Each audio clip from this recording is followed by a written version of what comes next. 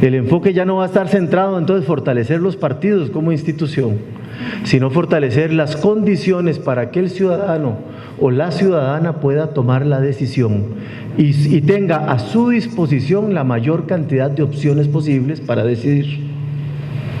Entonces se apuesta por romper el monopolio de los partidos, por ejemplo, para presentar candidaturas, por abrir las listas para que el ciudadano pueda votar por individuos y no solo por lista.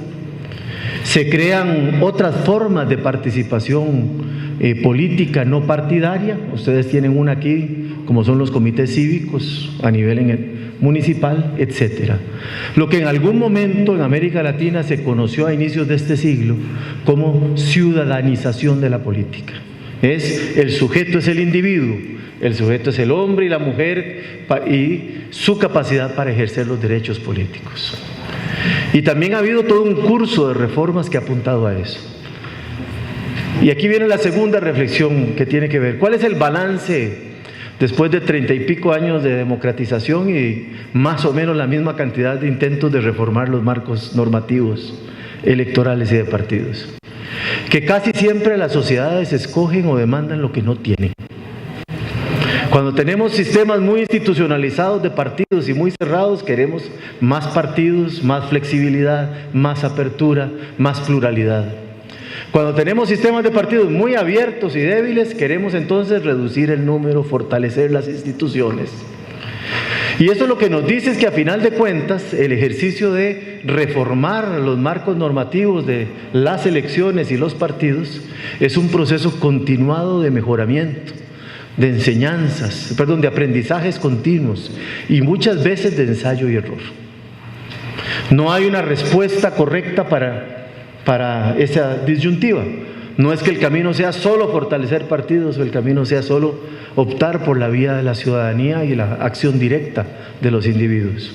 Es en el balance de ambas dimensiones, el balance entre el pleno ejercicio de los derechos ciudadanos, dotando al ciudadano de la mayor cantidad de opciones posibles para ejercer sus derechos políticos, pero coexistiendo con instituciones político-partidarias estables, permanentes y competitivas, que está la magia.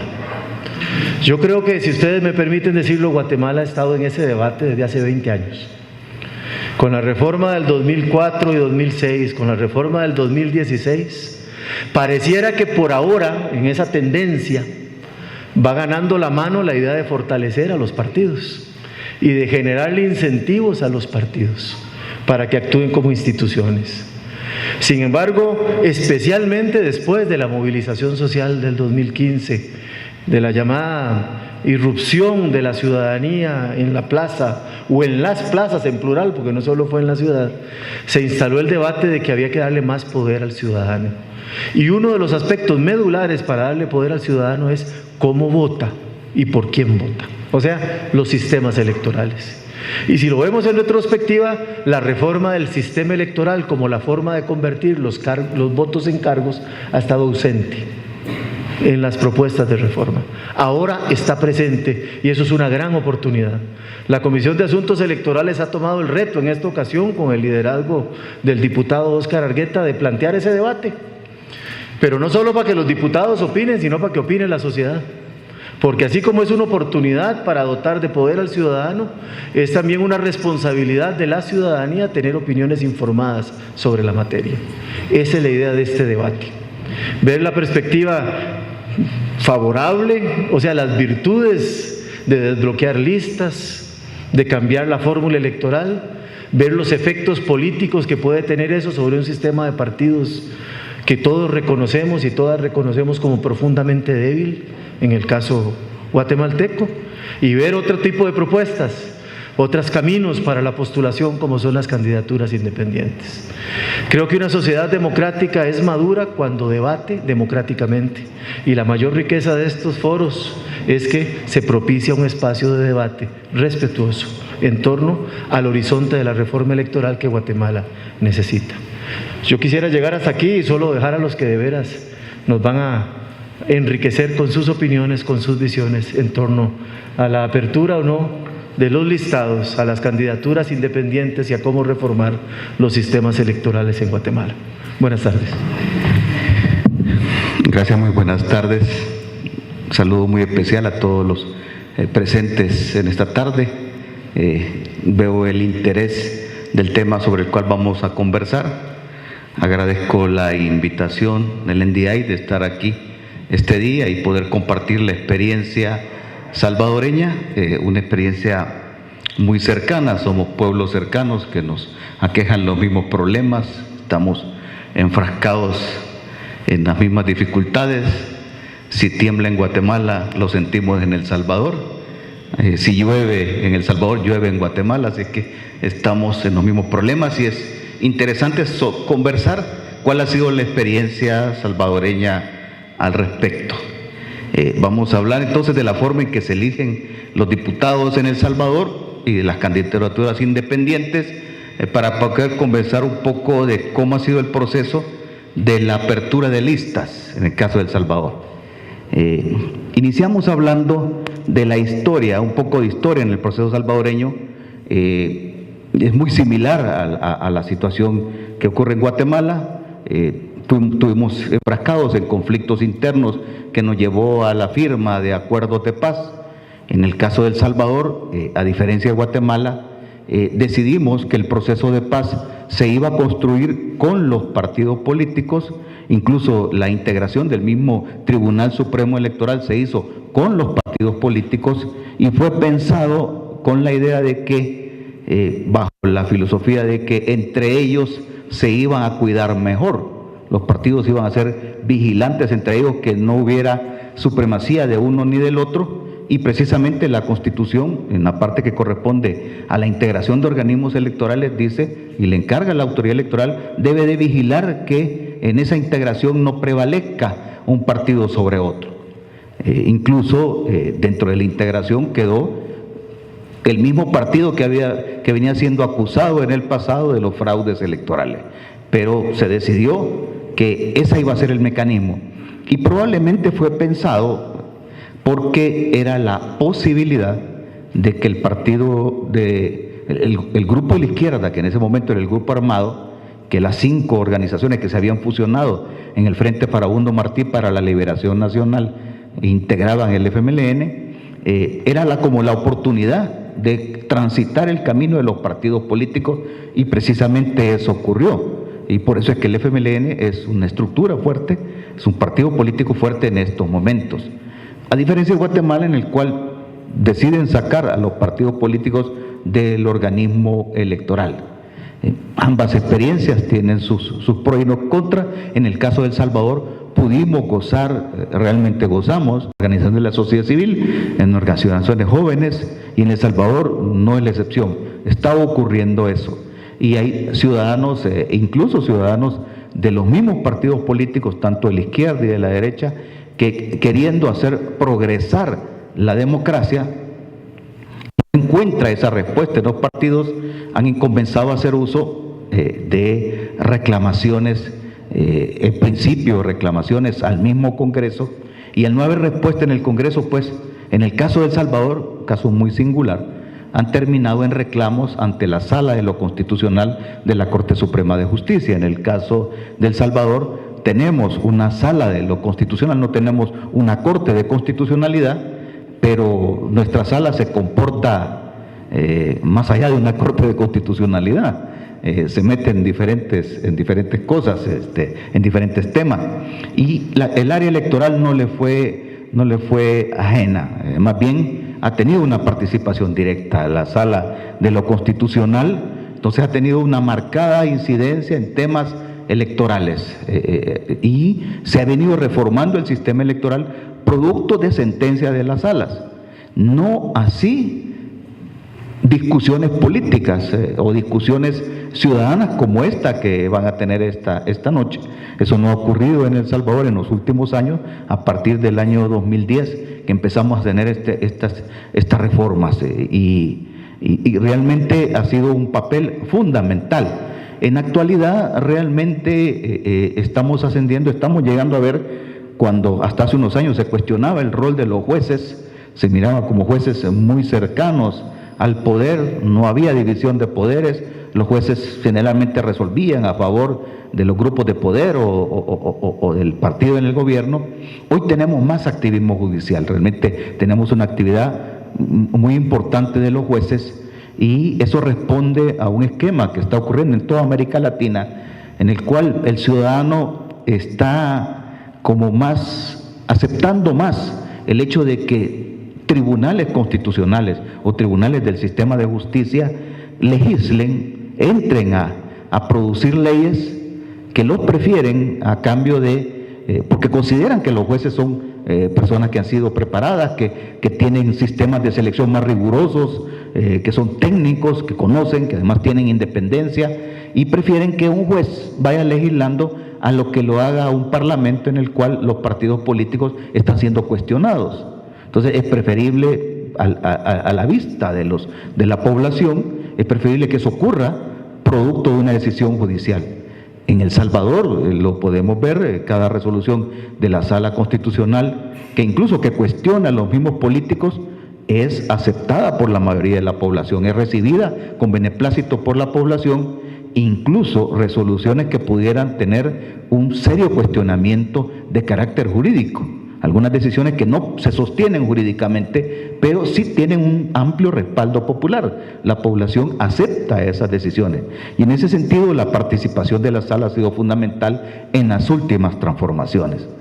Una de ellas, la que voy a reseñar ahorita, que ocurre en el julio del 2010, es la sentencia que transforma el sistema de elección de diputados.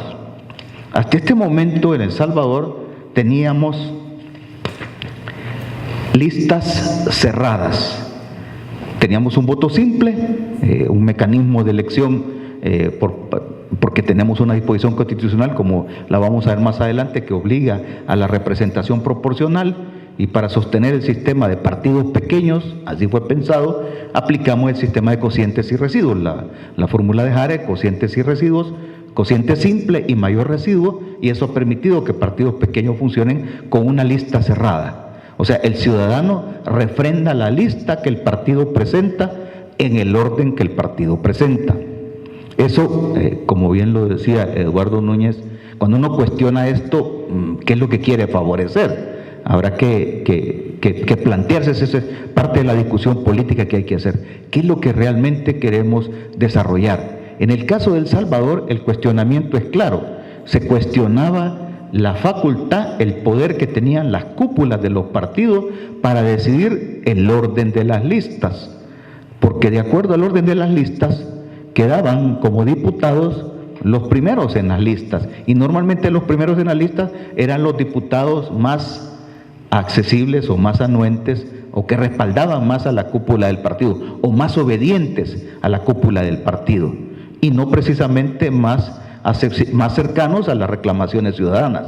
Entonces fue claro que el reclamo ciudadano aquí iba en la línea de preguntarse, más bien de facilitar, romper ese control de las cúpulas partidarias.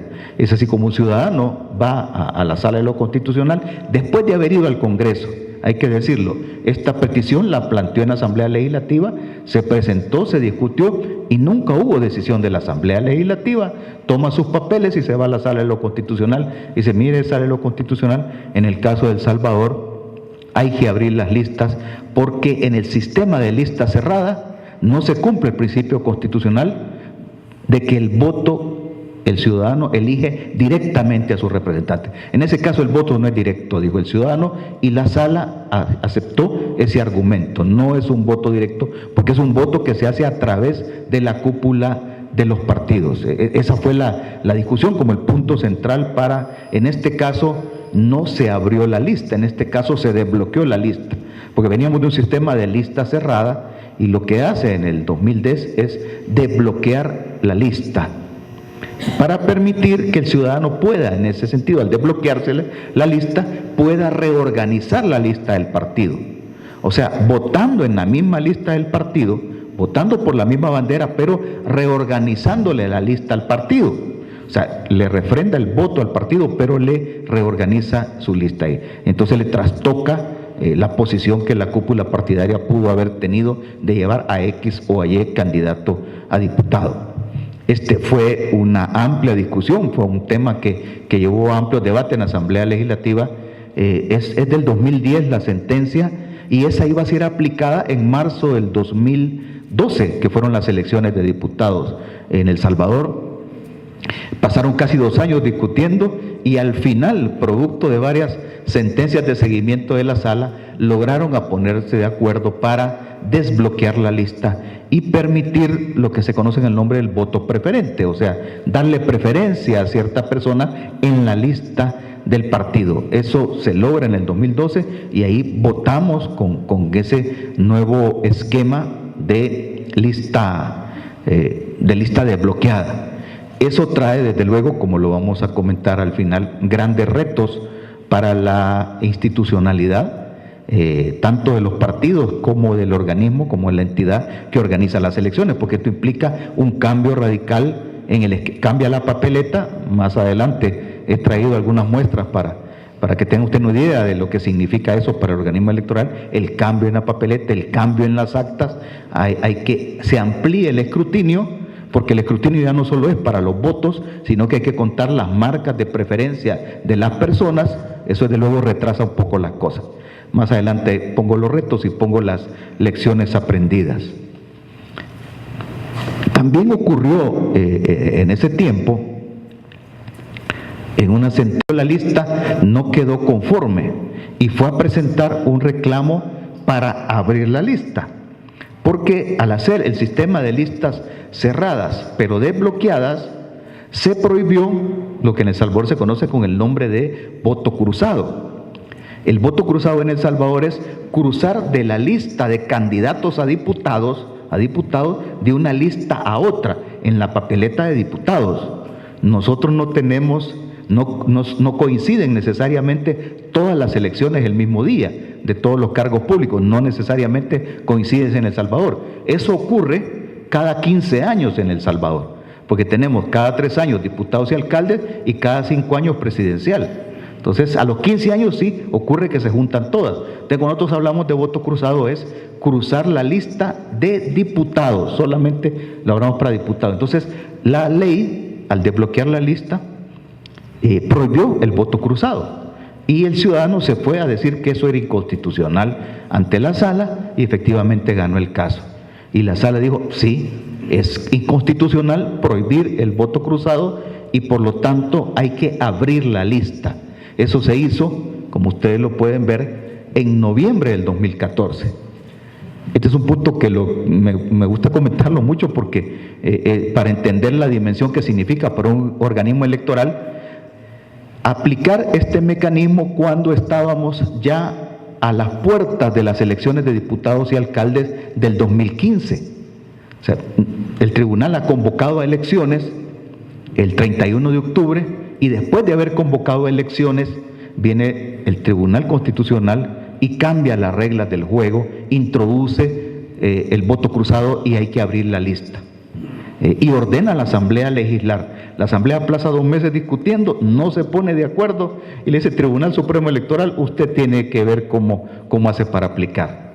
Recuerdo que era 23 de diciembre cuando estábamos discutiendo en el organismo colegiado cómo íbamos a aplicar, qué reglas íbamos a dar, y decidimos, al no tener legislación, introducirlo en el instructivo, en el reglamento para votación. Se introduce en el instructivo cómo se iba a contar el voto cruzado, cómo se iba a hacer, y fue todo un reto, 2 meses antes, hacerle saber a la población cómo íbamos a votar y preparar sobre todo a los miembros de las mesas para contar el voto cruzado. Luego les explico cómo lo hacemos en El Salvador. Entonces se decidió a abrir la lista, y aquí ustedes se pueden ir haciendo a la idea que ciertamente en El Salvador uno de los cuestionamientos que se le hacen a todas estas nuevas normas, sobre todo lo hacen los partidos políticos, es que este es un nuevo sistema que lo que viene es atacar a los partidos políticos.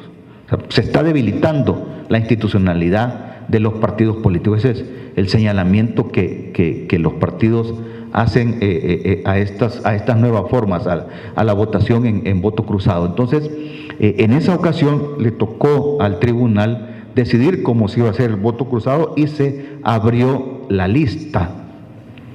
Aquí, al abrir la lista en el caso de El Salvador, todos pensamos, en la mentalidad de la gente estaba, que si habíamos en el 2012 desbloqueado la lista, nos íbamos encaminando indefectiblemente al voto por persona en los diputados. Y haciendo a un lado, como bien pensaban los partidos, haciendo a un lado a los partidos, entendíamos que iba a desaparecer la bandera de la papeleta y que nos íbamos a quedar con los rostros y que los ciudadanos iban a poder decidir los rostros, como ocurre en Honduras, y con multivoto, el candidato a diputado que obtiene más marcas de toda la sábana de candidatos que hay ahí, es el diputado. Y los que van obteniendo en el orden descendente van ocupando los escaños, directamente votando por la persona. Eso pensamos en El Salvador, que hacia ahí se orientaba la cosa. Sin embargo, cuando la sala emite esta sentencia de noviembre del 2014, desarrolla un concepto que le llama la plena capacidad de opción del votante. Esa plena capacidad de opción quiere decir, usted ciudadano, vote como mejor le parezca. Si quiere votar por la bandera, vote por la bandera. Si quiere votar por la bandera y hacer uso de voto preferente, hágalo. Si solo quiere hacer voto preferente, haga voto preferente. Si quiere votar por los no partidarios, que ya los voy a explicar también, vote por los no partidarios. Si quiere votar por cruzado, hágalo cruzado. O sea, se le abrió el abanico bajo el concepto de que era la intención de darle mayores derechos al ciudadano, facilitarle, entre comillas, las cosas al ciudadano, votar como el ciudadano quisiera. Eso trajo una complicación de carácter técnico, desde luego, cuando uno ve y cómo vamos a contar esto y cómo le explicamos a la gente. No sé si le ayudamos o lo confundimos más, realmente es muy complicado, pero la sala, en lugar de ir hacia el voto por persona, como todos entendíamos, se encaminó a la plena capacidad de opción. Crayón y marca en el rostro, no sé qué está pensando, pero lo hace con mucho deseo, con mucho ánimo, y probablemente en ese sentido le estamos reafirmando derechos. El ciudadano siente que está eligiendo directamente a su representante y el ciudadano probablemente está satisfecho con eso. Aunque, ojo, muy poca votación, muy poca población utilizó el sistema del voto cruzado, muy pocos. Lo hizo el 12% de todos los que votaron en la elección del 2015. Y cuando uno identifica, pues casi todos son lugares de clase media, con educación universitaria y que viven en zona urbana. En el campo casi nadie hizo uso del sistema cruzado, casi nadie lo hizo. Pero efectivamente se reafirmó el derecho del ciudadano, aunque ya poniéndome la chaqueta de funcionario electoral, le complican la vida a cualquier organización electoral.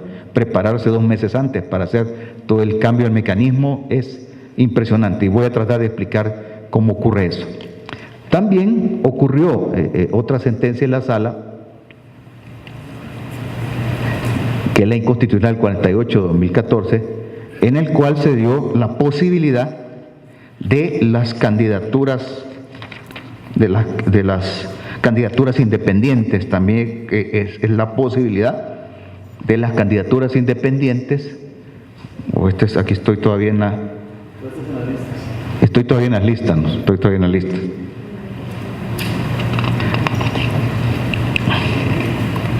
Esta es la papeleta de las listas abiertas. Estas son las listas abiertas y así quedó la papeleta de listas abiertas, en el cual efectivamente pues tuvimos la posibilidad de...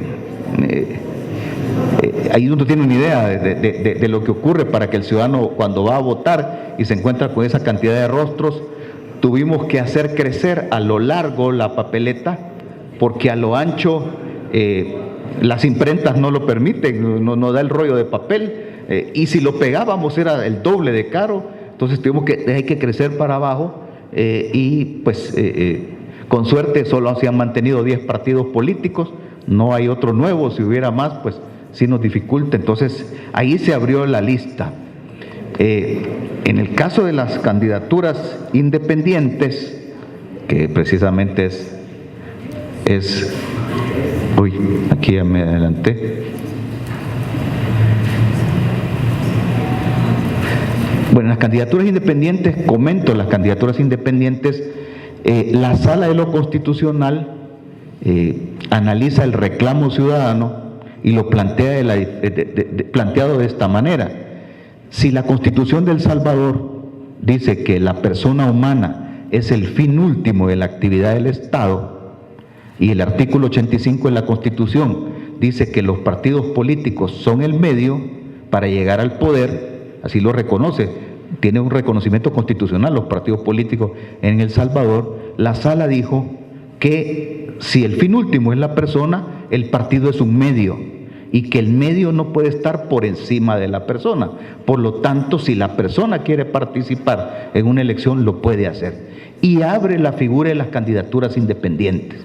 Ahí permite que exista la figura de las candidaturas, lo hace, de manera que a partir del 2012 se inscribieron como 6 candidatos independientes. En el 2015 se inscribe solamente un candidato independiente. Se les permite, en el caso de El Salvador, como tenemos la figura de las circunscripciones por departamento, ahí se eligen por departamento los diputados. Entonces, según el departamento donde el candidato independiente se inscriba, así es la cantidad de población que tiene que respaldarlo.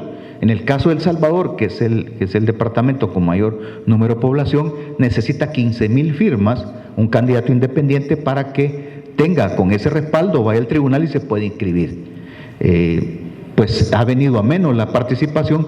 Sin embargo, ahora en el 2018, producto de estas últimas encuestas que dice que el apoyo a los partidos viene para abajo, entonces se está abriendo la posibilidad, y estamos oyendo muchos comentarios de que probablemente tengamos más candidaturas independientes en esta ocasión.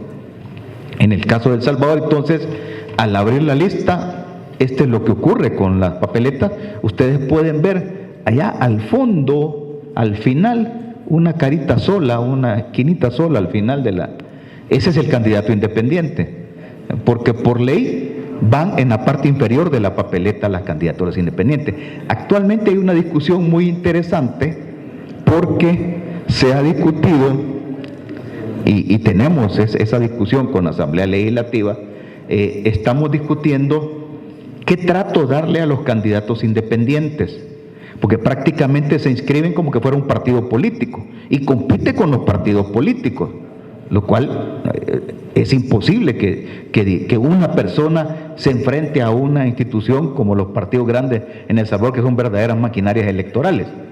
Entonces, la Sala de lo Constitucional, en una de las sentencias, dice que hay que darle el trato de lista. ¿Qué quiere decir esto? Que si se inscriben varios no partidarios, deberíamos de sumarles todos sus residuos para ver si logran un mayor residuo y poder meter de esa lista un independiente. Ojo, este es un tema que se discute porque hoy a mediodía lo conversábamos. La votación sigue siendo una expresión ideológica de uno como persona. O sea, yo tomo una posición ideológica y por eso voto por determinado partido político. Pero ¿qué pasa si en la lista de independientes, como puede ocurrir en El Salvador, se meten disidentes del partido de la derecha y disidentes del partido de la izquierda? Porque algunos tienen mucho respaldo popular. Y entonces quiere decir que los votos del disidente de la izquierda pueden llevar a un disidente de la derecha como no partidario. Entonces la suma de votos de la derecha le van a favorecer a uno de la izquierda o viceversa. Entonces eso pues no es así como muy. Incluso en el tema del voto cruzado, yo lo comentaba al mediodía, utilizando un ejemplo que todos lo entendemos rápidamente, porque al cruzar el voto, ¿qué es lo que ocurre en la lista abierta? ¿Qué es lo que ocurre si yo decido cruzar el voto? Cuando se abre la lista y yo decido cruzar el voto, no debo de tocar bandera, no toco bandera, sino que voy a los rostros y me puedo pasear de la lista primera, 2 de aquí, 2 de allá, 2 de por aquí. En San Salvador es hasta un máximo de 24 que yo puedo realizar, 24 marcas, que son el número de diputados que se eligen en el departamento de San Salvador. Entonces, sin pasar de 24 marcas y sin tocar bandera, yo puedo obtener un voto cruzado válido. Pero ¿qué es lo que está pasando? Que como decidimos los escaños por partido, hay una sentencia adicional que fue la que nos terminó de complicar la vida. Si ya suficientemente complicación teníamos, hay una sentencia de la sala que dijo: en El Salvador el voto vale 1 y hay que preservar la unidad del voto. De tal suerte que si un ciudadano sin tocar bandera vota cruzado, quiere decir que su unidad del voto la está fraccionando en el número de marcas que realiza en esa papeleta. O sea, si el ciudadano marcó 10 rostros, quiere decir que su fracción, su voto, o sea, la sala entró en la mente de las personas y dijo: no, lo que el ciudadano está pensando es dividir en 10 pedacitos su voto y darle a cada partido una fracción de ese voto.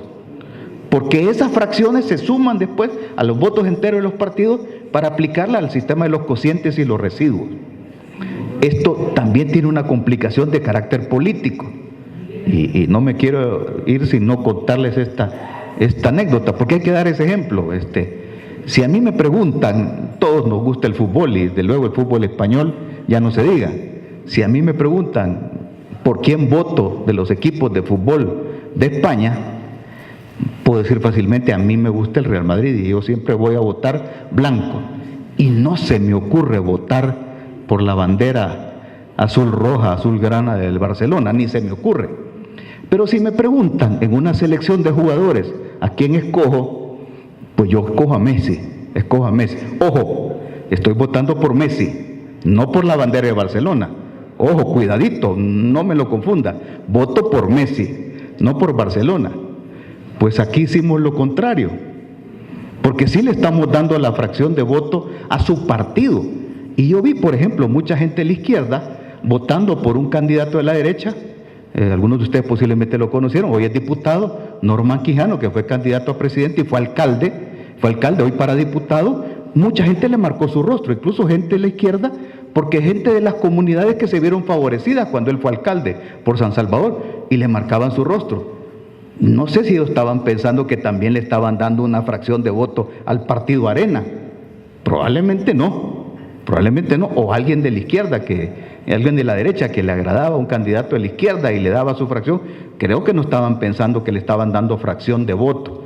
Entonces, ese tema también tiene sus bemoles, hay que revisarlo bastante bien. Entonces, en el caso de El Salvador, por constitución, tenemos representación proporcional.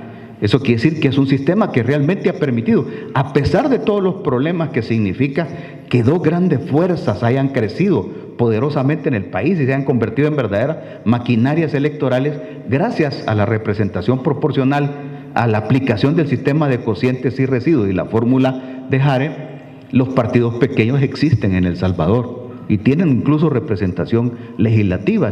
Hay 10 partidos políticos inscritos fuera y los dos grandes, o sea, compiten con los dos grandes y están ahí de igual con los partidos grandes. Entonces, ha sido gracias al sistema de representación proporcional.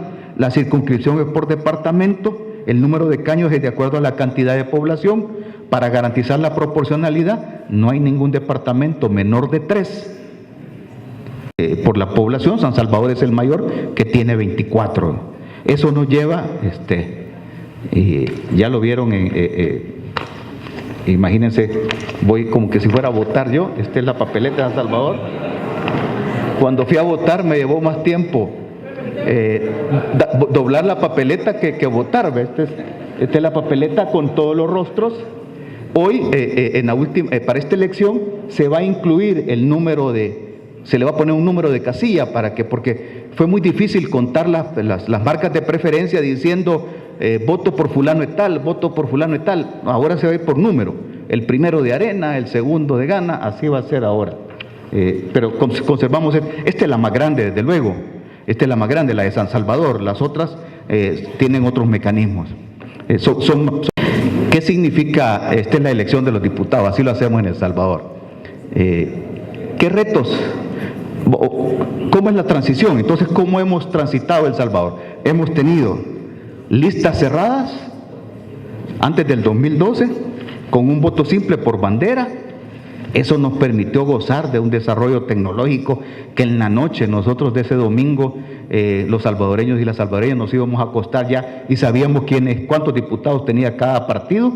Eso, pues, además teníamos el apoyo de algunas empresas que llegaron a ese sistema de captar el acta y transmitir los resultados en esa noche, y pues era un sistema que nos complacía a los salvadoreños. Nos íbamos a dormir tranquilos ese domingo porque ya sabíamos cómo habían quedado las cosas. Pero cuando transitamos a desbloquear la lista, que fue lo que ocurrió en el 2012, aparece un nuevo escrutinio. Hay que contar además las marcas de preferencia, que es mucho más complicado. Entonces hay que crear un nuevo instrumental, como lo vamos a ver, es uno de los retos. Hay que crear un nuevo instrumental, y significa que el miembro de mesa, además de contar los votos, tiene que hacer otro escrutinio más, contar las marcas. Mucho más complicado, porque hay que ir marca a marca, persona a persona, partido a partido, para determinar su posición. En el 2012, a pesar de que se transmitieron resultados, se transmitieron sobre todo votos enteros. Muy poco se transmitió de marcas de preferencia, pero la población con eso quedó satisfecha. Luego, para el 2015, se abrió la lista, la plena capacidad de opción del votante, mantuvimos las marcas por persona y tuvimos que contar el voto cruzado. Entonces se agregó un tercer escrutinio con el voto cruzado, porque además de contar los votos enteros y las marcas de preferencia, había que contar el voto cruzado. Y como les dije que por esa sentencia, que más que la complicación del voto cruzado es el voto fraccionado, la fracción del voto. Entonces habría que detallar papeleta por papeleta, porque en cada una de esas papeletas el valor de la fracción era distinta. No era el mismo valor, era distinta. Entonces, si marcaba 10, yo dividí en 10 mi unidad. Si marcaba 4, yo dividí en 4 mi unidad. Entonces se creó un mecanismo, les enseño aquí rápidamente. Este es uno de los folios del acta. Son 14 folios los que tiene el acta de votación en El Salvador. Entonces hay que ir voto a voto. En el voto 1, se apartan los votos cruzados y se empiezan a describir. Voto 1 tiene 10 marcas. 2 para tal partido, 2 para tal partido, 2 para tal partido, 2 para tal partido. Y eso lo tiene que ir escribiendo la mesa. Entonces, el sistema informático, al recibir la información allá, el sistema, con un algoritmo que tiene el sistema, dice, bueno, aquí son 10 marcas, aquí vale un décimo. Eso es tanto en decimales, y el sistema se lo suma a los votos enteros de cada partido para llegar después a determinar el número de escaños. Entonces, eso realmente es muy complicado. Hay que entenderlo muy bien y explicárselo a la gente. ¿Esto qué significa entonces? Que para el administrador de las elecciones vienen retos. En noviembre del 2015, después de pasar esas elecciones terribles, que 2 meses antes tuvimos que hacer todo, el llenado de las actas nos dio serios problemas. Son aproximadamente 14 folios, es este fajo de papel, es el acta de votación que levanta la mesa en El Salvador. Entonces esto nos dio serios problemas, y al transmitir los resultados tuvo inconsistencia las actas, que no nos permitió transmitir resultados en esa noche. Entonces pues se nos vino un tsunami encima. Pero después del tsunami, ya en noviembre de 2015, nos sentamos y discutimos qué había significado, evaluamos, convocamos a la sociedad civil, convocamos a la academia, convocamos a los partidos políticos, Junta de Vigilancia Electoral, medios de comunicación, y discutimos para saber cuáles habían sido los problemas. Y llegamos a una de las conclusiones, que era necesario, con esta complicación, era necesario el apoyo tecnológico. O sea, un sistema tan complicado requiere de asistencia tecnológica, es fundamental. Y hemos estado trabajando sobre esa base, al grado que con el apoyo del gobierno de Corea logramos conseguir una donación. Nos iban a donar 350 escáneres que cuentan votos, es como en los bancos tienen estos aparatitos que cuentan los billetes, que van rápidamente contando billetes. Aquí el escáner iba a agarrar en una palangana e iba a pasar el acta, cada voto, lo iba a ir leyendo, y un software iba a ir leyendo votos enteros, iba a ir leyendo marcas de preferencia y votos cruzados, traduciéndolo de una sola vez, y nos iba a editar un acta. Eso desde luego nos costaba una cantidad fuerte de dinero. Presupuestamos eso para las elecciones, el presupuesto lo presentamos pensando en esa alternativa. Dijimos, es muy cara si le ponemos uno a cada mesa, pero calculamos que un escáner podía atender hasta 7 mesas, entonces los 350 que nos iban a donar, más 1.600 que había que comprar, con eso atendíamos el esquema y teníamos resultados en esa noche. Pues esa fue la alternativa técnica. No tuvimos el respaldo ni del ministro de Hacienda, que dijo no hay dinero, porque al final se nos hacían 39 millones de dólares las elecciones, dieron no hay dinero para estas elecciones, y la Asamblea Legislativa al final, en una decisión política, dijo van a tener 25.8 millones. A pocas palabras, buenos entendedores en la Asamblea no quieren alternativa tecnológica. Prefieren que se siga contando como se tiene que contar. Entonces tuvimos que renegociar el convenio con Corea, y los escáner cuenta votos se van a convertir en escáner transmite actas. Usted va a que volver a contar de la misma manera y transmitir las actas. Ese es el primer gran reto. No hay alternativa. Si no hay tecnología, no se resuelve el problema. Segundo, capacitación. Tiene que ser una capacitación más profunda. Hay que explicarles a la gente qué van a hacer con estos 14 folios, cómo los van a llenar estos 14 folios. Hay que explicárselos. Digo 14 porque uno es el folio A, es el resumen. Después los folios B y siguientes por partido, las marcas de preferencia. Y en los A numeral se detalla el voto cruzado, 1 a 1. Esta es otra discusión. Como es voto a voto, una gran pregunta: ¿cuántos votos cruzados habrán en esa mesa? Para saber qué cantidad de material le debo de poner yo. Nosotros les pusimos hasta la posibilidad de 340 votos sobre 500 ciudadanos. No se ocuparon todos. Y fue una confusión, y la gente no hallaba qué hacer. O sea, se preocupaba porque un montón de folios quedaban en blanco. ¿Y qué vamos a hacer con esto? O sea, generó mucha más confusión. Esto implica nuevas herramientas también. El cambio de herramientas. Esto implica un cambio de las herramientas. Surgen nuevas, hay que hacer un cuentamarca, hay que hacer cuentavotos, hay complicaciones en el acta, hay que modificar el acta, hay complicaciones en el escrutinio, porque hay que contar más y se retrasa la entrega de resultados. Pero hay que explicárselo a la gente. Se reafirman los derechos de los ciudadanos, pero mire, se va a tardar un poco más. Hay que tener paciencia. Y para los partidos políticos, pues es un reto. Los vigilantes se quedan hasta la medianoche, vigilando a los miembros de mesa hasta la medianoche. Hay conflictos internos en los partidos por quiénes van a ser los candidatos. Los partidos sí sufren mucho este nuevo cambio. Y para terminar, ¿cuáles son las lecciones aprendidas? Ciertamente hemos reafirmado derechos de los ciudadanos, pero hemos complicado el sistema. Con un poco de paciencia hay que explicarle a la gente, mire, esto le reafirma su derecho, pero se va a tardar más los resultados. Hay que contarlos de esta manera, a menos de que tuviéramos tecnología.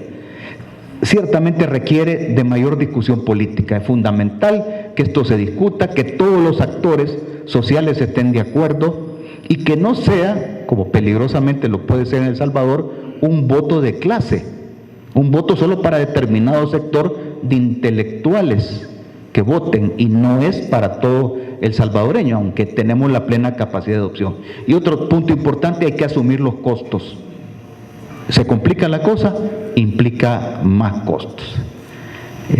Les agradezco mucho su atención, espero haber cubierto todas las dudas y estaré desde luego aquí a disposición en la mesa. Muchas gracias.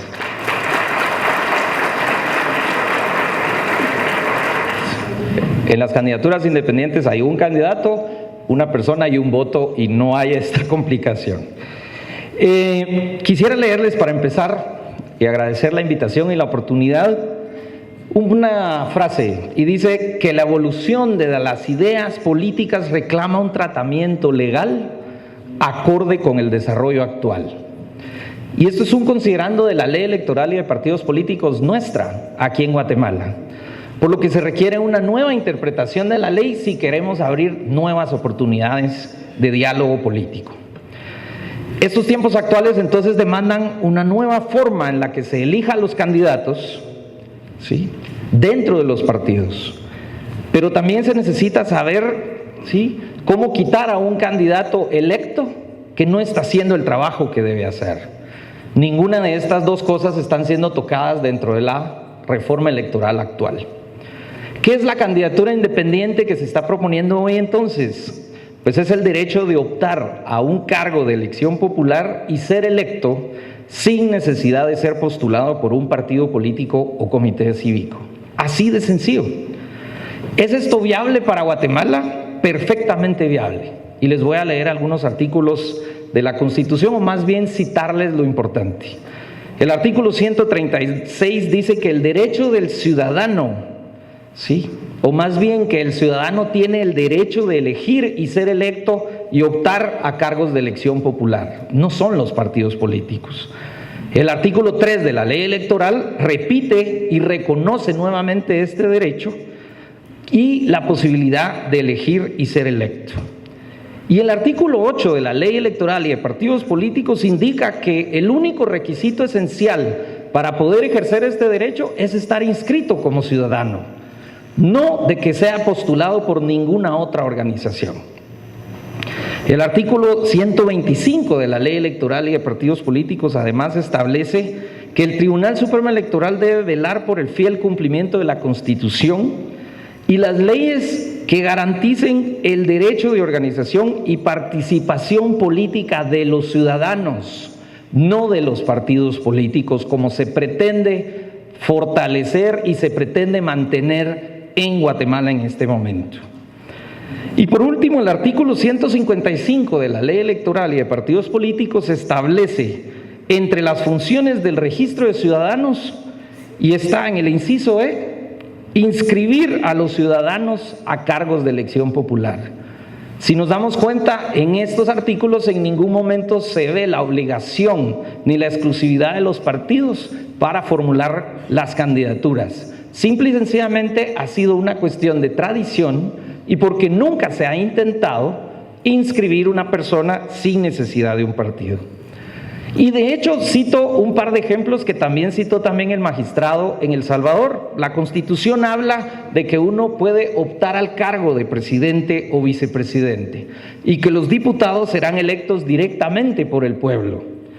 Entonces, para ser electo directamente por el pueblo, yo tengo que tener la posibilidad de presentarme como candidato directo y el ciudadano o ciudadana tiene que tener la posibilidad de votar directamente por esa persona y no una lista que entonces ya estamos escogiendo, ya no estamos eligiendo. Ahora, ¿por qué no está esto incluido dentro de las reformas electorales que se plantean en este momento y que se han discutido? Bueno, obvio, porque los congresistas quieren mantener el sistema actual de partidos políticos en donde ellos manejan el poder político y las candidaturas. Pero no es solo por eso, es simple y sencillamente porque, de acuerdo al estudio que nosotros hemos hecho, no se necesita una reforma electoral. La ley electoral ya lo contempla, porque el derecho de elegir y ser electo es del ciudadano y no de los partidos políticos.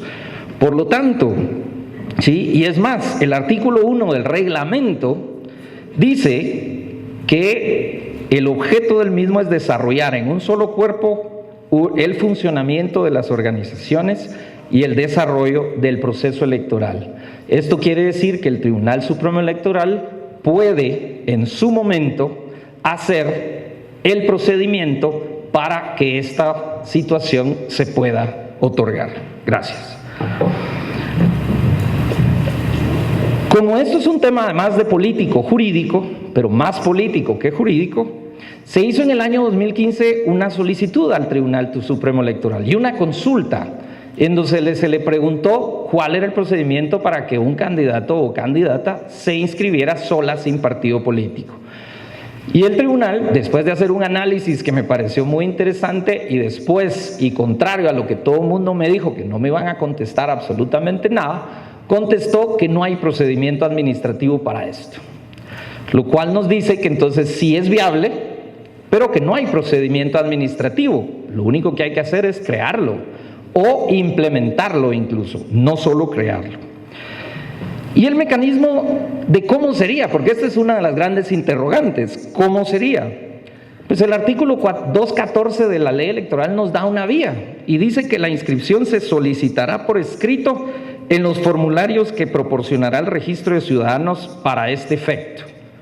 Lo cual nos indica que entonces el Tribunal Supremo Electoral puede crear un formulario y que un ciudadano lo llene y entonces en ese momento se inicia el procedimiento. Hay algunos requisitos: una declaración jurada, la cuenta bancaria para fiscalizar los fondos de campaña, ¿sí? Que de hecho incluso sería más fácil fiscalizar la forma en la que un ciudadano obtiene sus fondos y los invierte en la campaña de lo que es actualmente fiscalizar a los partidos políticos. Incluso el candidato podría hasta presentar su hoja de vida, su currículum, un plan de gobierno y otra serie de requisitos en un momento dado para que la gente lo conozca y para que la gente sepa exactamente quién es. Ahora, ¿cómo funcionaría entonces en la papeleta? Pues ya vimos que la apertura de las listas y esto plantea ciertas complicaciones, pero en la papeleta sería muy sencillo, ¿sí? La foto, que ya vimos que se puede hacer, el nombre, e incluso, por ejemplo, si se quisiera establecer un requisito más, pues podríamos, como sucedió en México, solicitarle que inscriba un símbolo, al igual que lo hace cualquier partido político o comité cívico, y con eso se resuelve el tema de la papeleta. Entonces, con esto no tenemos realmente ningún problema. Ahora, si nosotros vemos que los problemas de hoy en realidad, o los problemas que se están dando en este momento en el país, están relacionados directamente porque no se puede establecer un control y una fiscalización directa a los partidos políticos. De hecho, ¿cuál es la peor sanción que se le puede establecer a un partido? Pues la cancelación. Y aquí ya se han caído y los diputados y los electos siguen en su posición, siguen en su puesto y no se les ha quitado. Incluso a pesar de que las cancelaciones han sido por delitos electorales en la campaña electoral y en la utilización de fondos ilícitos.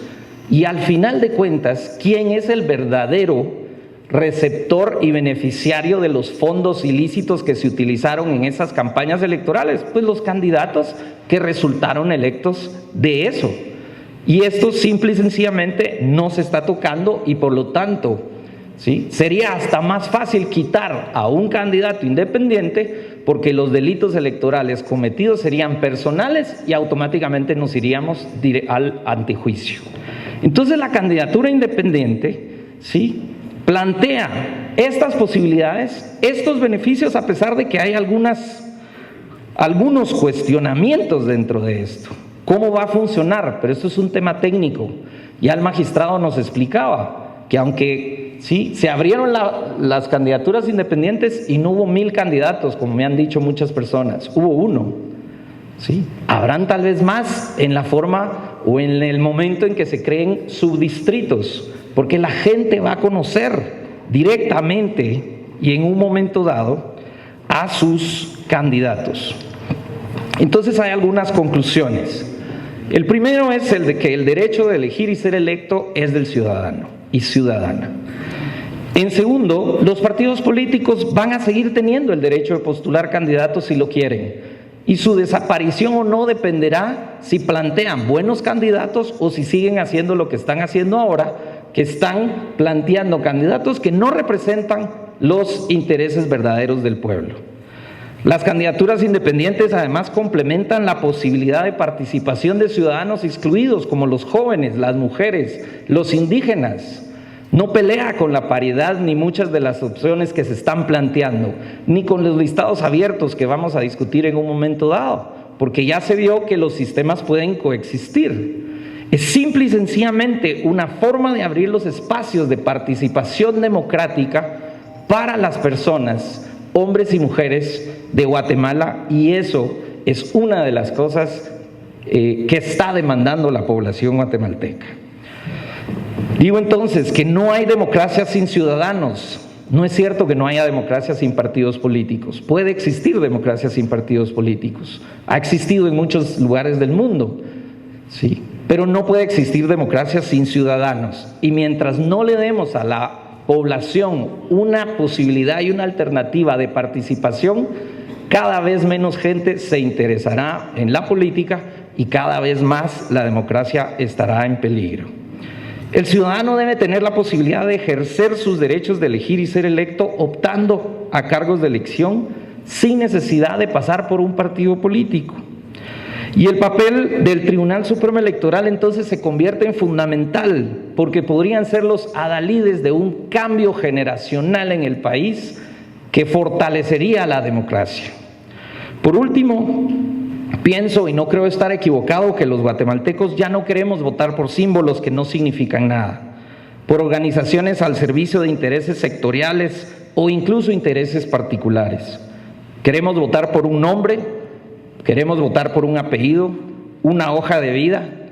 Realmente pienso que queremos votar por personas. Muchas gracias. Muchísimas gracias. Bueno, después de esas dos interesantes exposiciones que nos amplían un poco más acerca de los listados abiertos, las candidaturas independientes, vamos ahora a escuchar esas posiciones. Voy a decirles que después de leer esas hojas de vida, acá pues vamos a hacer Oscar, Edgar y Olinda para poder conversar al respecto. Y quisiera empezar con Oscar en su calidad pues de diputado y de presidente de la Comisión de Reforma Electoral, para que nos dé su posición. Vamos a empezar escuchando qué es lo que piensan en esta primera intervención, sus reacciones a las dos conferencias, y luego pues vamos a ir contrastando esas ideas, porque lo que queremos es interpretar un poco ese sentimiento de la ciudadanía, de informarse más, de conocer mejor los temas. Y a todos los asistentes y a quienes nos ven en línea, yo les voy a pedir que me trasladen por favor sus inquietudes. Estamos usando los hashtags Debate Nacional y Reformas en la cuenta de la Fundación o la mía propia en Twitter, para poder trasladarlas también y no solo pretender interpretarlos, sino recibir insumos de parte de ustedes. Por favor, Oscar. Gracias. Buenas noches a todos y todas. Gracias a la Fundación Esquipulas, al NDI, al Instituto Multipartidario para la Democracia por la invitación. Para mí es un verdadero gusto, un placer estar acá. Felicitar a los dos expositores por tan brillantes argumentos. De verdad, enriquecen mucho el debate. Yo quiero empezar señalando que no existe sistema perfecto. Salimos de una, nos mudamos a un sistema nuevo y vamos a encontrar que de repente subsanamos algunas falencias, pero encontramos nuevas.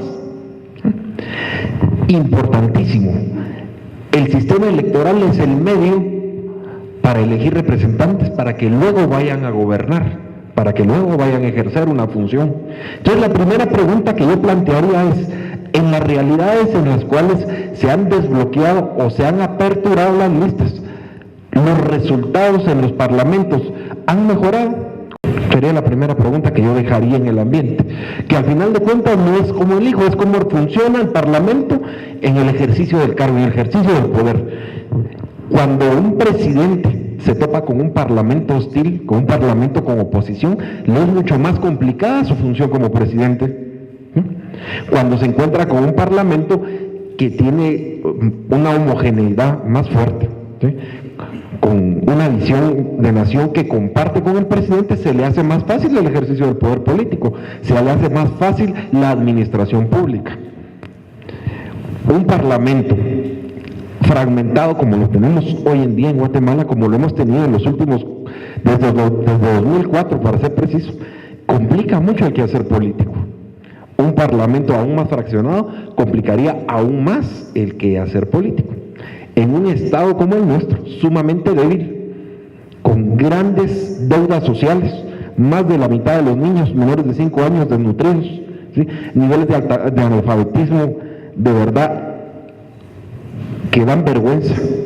niveles de pobreza que se comparan solo con los países africanos más subdesarrollados, debilitar aún más al Estado, amarrarle más las manos al poder político, no sé si sea el camino. ¿Cómo elegimos a nuestros representantes? Cuando yo voto por una persona, estoy votando por una hoja de vida, pero como ser humano dependo de cómo amanece ese día, cuál es su estado de ánimo.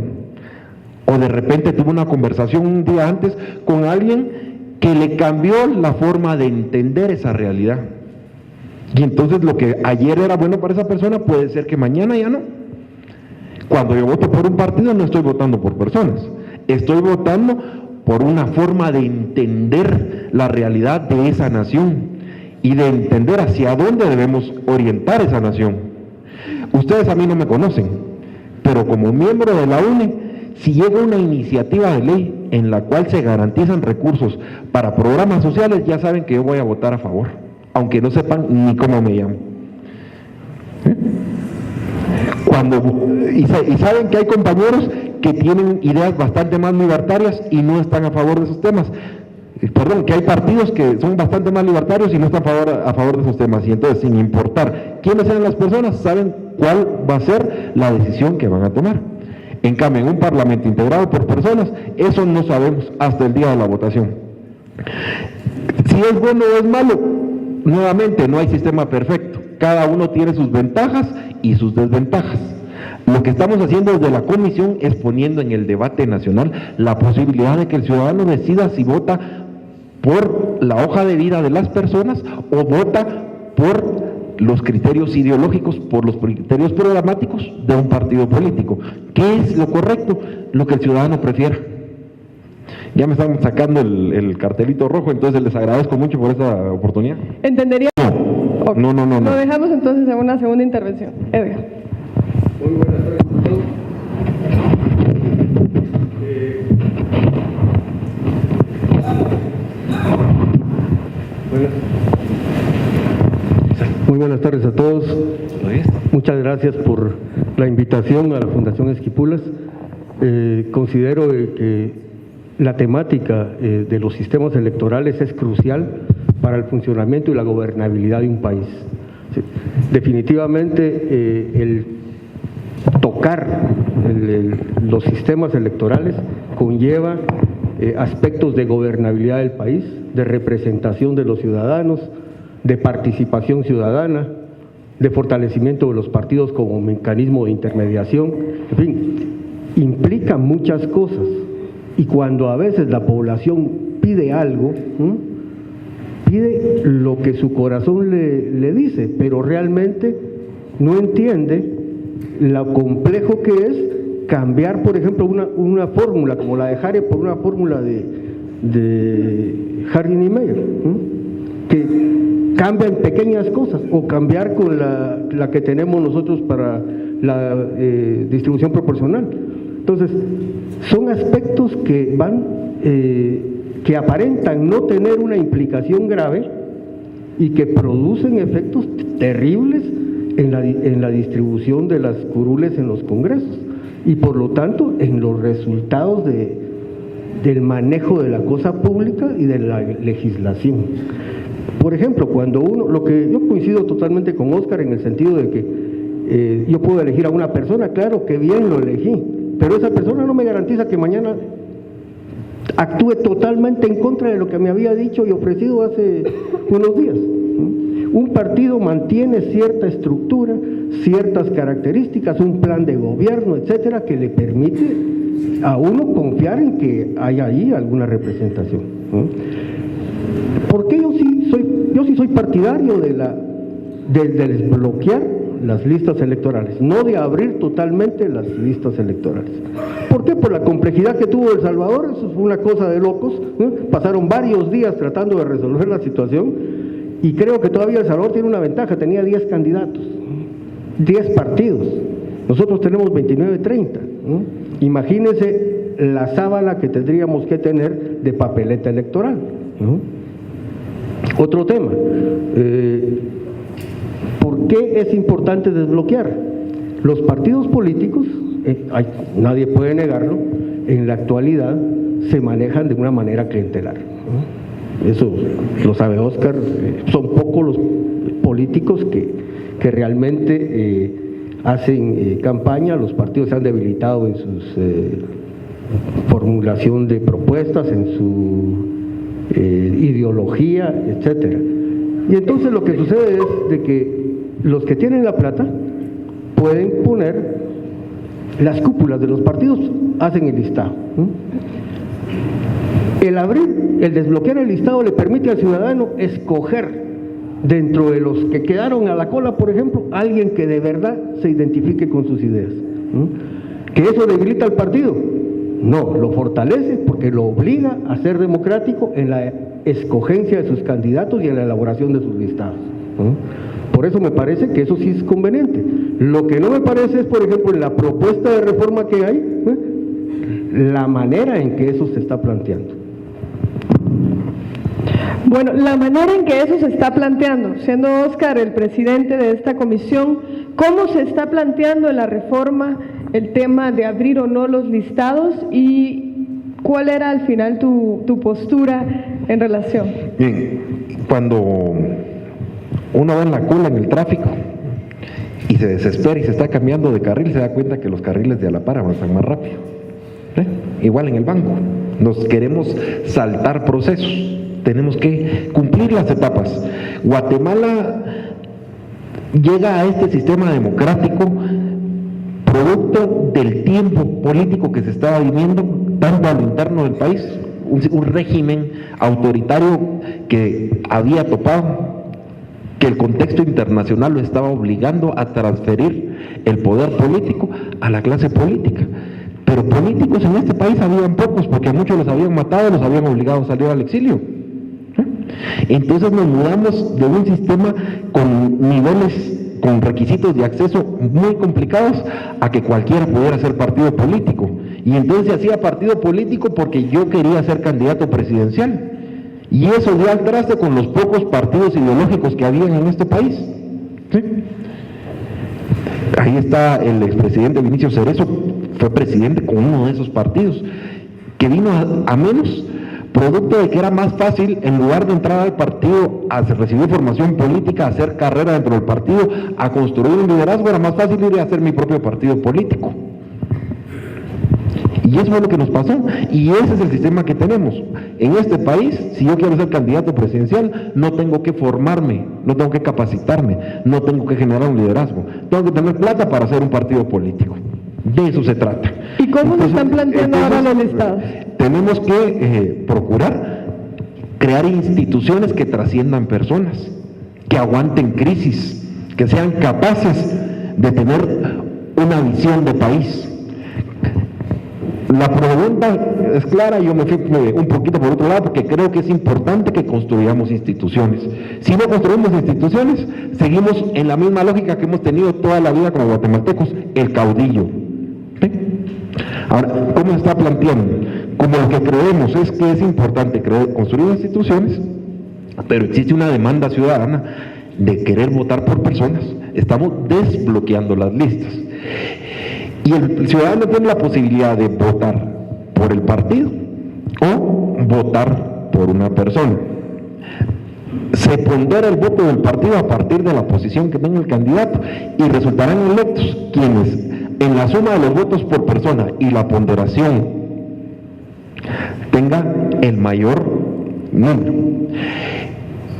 Esto permite que si una importante porción de los ciudadanos que apoyaron una opción política por la lista, se imponga la lista.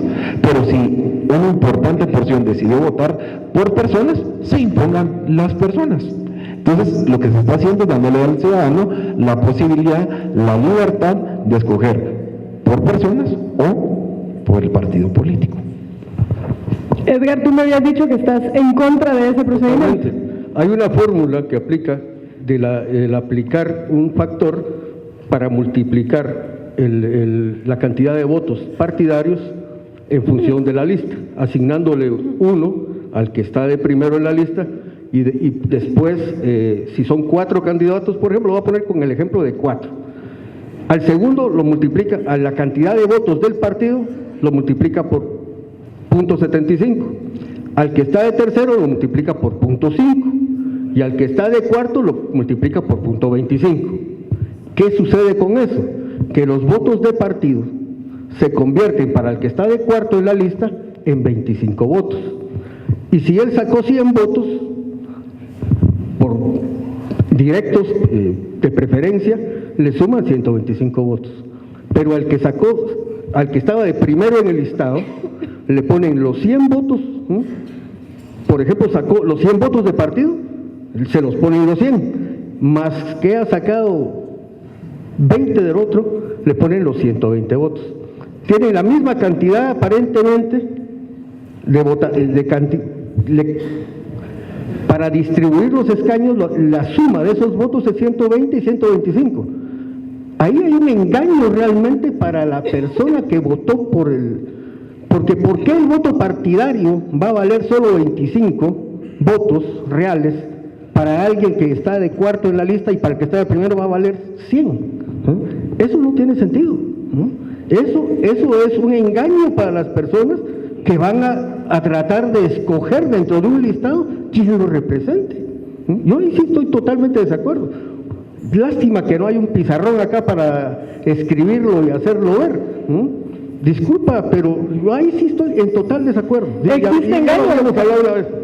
Okay. ¿Existe engaño, como lo plantea Edgar? Si 100 personas dicen lo que mi partido me está proponiendo es lo correcto, quien encabeza debe tener más posibilidades de resultar electo que el que va de cuarto.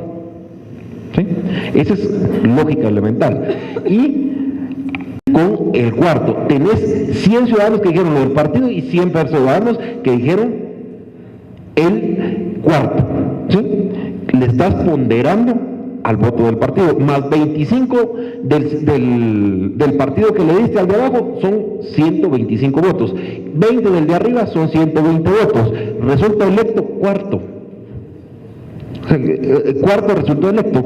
O sea, no entiendo cuál es. No, pero el asunto es de que el que está de primero en el listado tuvo 25 votos y el otro tuvo 100 de votos directos. No, el que tuvo 25 votos directos, pero además hubo 100 ciudadanos que dijo lo que mi partido me está proponiendo, yo lo respaldo. O sea, eso no lo puedes dejar de ver. Hay una voluntad. Pero el otro también está en el partido, tiene el mismo derecho que el que está de primero en el listado. Sí. Eso lo que hace es lograr democratizar el listado del partido, o sea, porque en la actualidad, ¿qué es lo que sucede? El que queda de primero, en grupos focales que hicimos nosotros hace unos años en el interior del país, ¿qué se necesita para ir de primero, de candidato a diputado? 1 millón de pesos. Esa es la respuesta de la población. No estoy hablando de lo que haya sucedido en los partidos, es la respuesta de la población. Entonces, para evitar eso, es la necesidad de desbloquear los listados para que la persona... Pero si después se le castiga al ponderar con 1 y después .75, dejar con .25 al otro, entonces solo es un engaño el abrir las listas. Yo insisto, eso debe ser considerado. La propuesta tuya es, una vez se asignaron escaños al partido, no importan los votos al partido, sino solo a las personas. Entonces, el ciudadano que tuvo 100 votos, de todas maneras va a resultar electo, ¿sí? Sobre el que tuvo 25 votos directos, sí, pero ¿y los otros 100 ciudadanos que decidieron apoyar al partido? ¿No tienen ellos derecho también a que se les contabilice el voto? Entonces, mira, yo creo que afortunadamente el país está cambiando. Afortunadamente hoy tenemos un Tribunal Supremo Electoral mucho más fortalecido, con mucho más dientes, que va a poder fiscalizar los fondos de los partidos, que le puede pedir a la superintendencia de bancos que cuadre las cuentas para que no se den esos temas tan delicados que está señalando, porque eso no debe suceder así. Ahora, el problema ahí es la falta de institucionalidad de los partidos políticos. Es que no tenemos partidos políticos con procesos claramente definidos, que puedan ser rastreados, que puedan ser garantizados, que le permitan a un ciudadano saber cuál es la ruta que debe seguir desde el momento que se inscribe hasta que llega a ser postulado. Ese es el problema de fondo. Bueno, pero un comentario que encontramos en la ciudadanía, y yo creo que los que están acá nos lo ratificarían, es que no se sienten representados, que sienten que quienes están en el Congreso no les representan. Este mecanismo que estás explicando, ¿les haría sentirse más representados? Y aquí quiero que también Edgar nos responda si eso contribuiría a que el ciudadano finalmente dijese, me siento más representado que en las elecciones anteriores. No, yo sí estoy de acuerdo en que la persona se siente más representada. El problema es que si le hacemos los números de cómo se va a ponderar su voto y cómo se va a distribuir después las casillas, ahí es donde ya no es, posiblemente la gente no se va a dar cuenta, es que ese es el problema. Pero las personas que sí nos damos cuenta, tenemos que manifestar nuestro desacuerdo con eso. Porque eso es como decir, los 100 votos que sacó el partido como lista de cuarto, es que eso no tiene sentido. Este tema plantea particularmente, y lo mencionaba Eduardo de alguna manera al principio, algo en lo que no nos hemos puesto de acuerdo. Solo hay dos caminos para reformar la ley electoral y de partidos políticos, y uno es fortaleciendo las instituciones políticas, que son los partidos, o flexibilizando la participación a la ciudadanía. Por eso las candidaturas independientes se incluyen también en este debate. Si no se necesita una reforma a la ley electoral, como lo mencionaba el expositor, para postular candidaturas independientes, ¿ustedes estarían a favor o en contra de ese postulado? Para empezar, el primer comentario.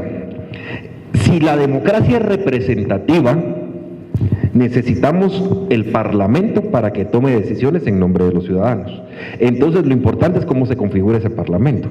Ahora, si la democracia es participativa, necesitamos que el ciudadano tenga acceso de manera directa a la toma de decisión política. Pero son dos temas bien diferentes.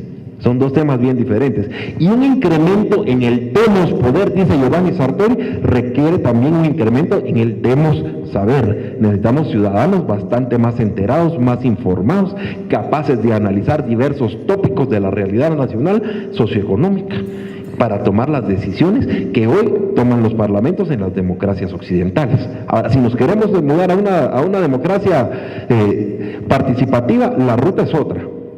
Ahora, si vamos a mantener la democracia representativa, yo no tengo ningún problema con las candidaturas independientes, absolutamente ninguno, no me molestan en lo más mínimo, pero, insisto, es necesario crear instituciones que trasciendan personas.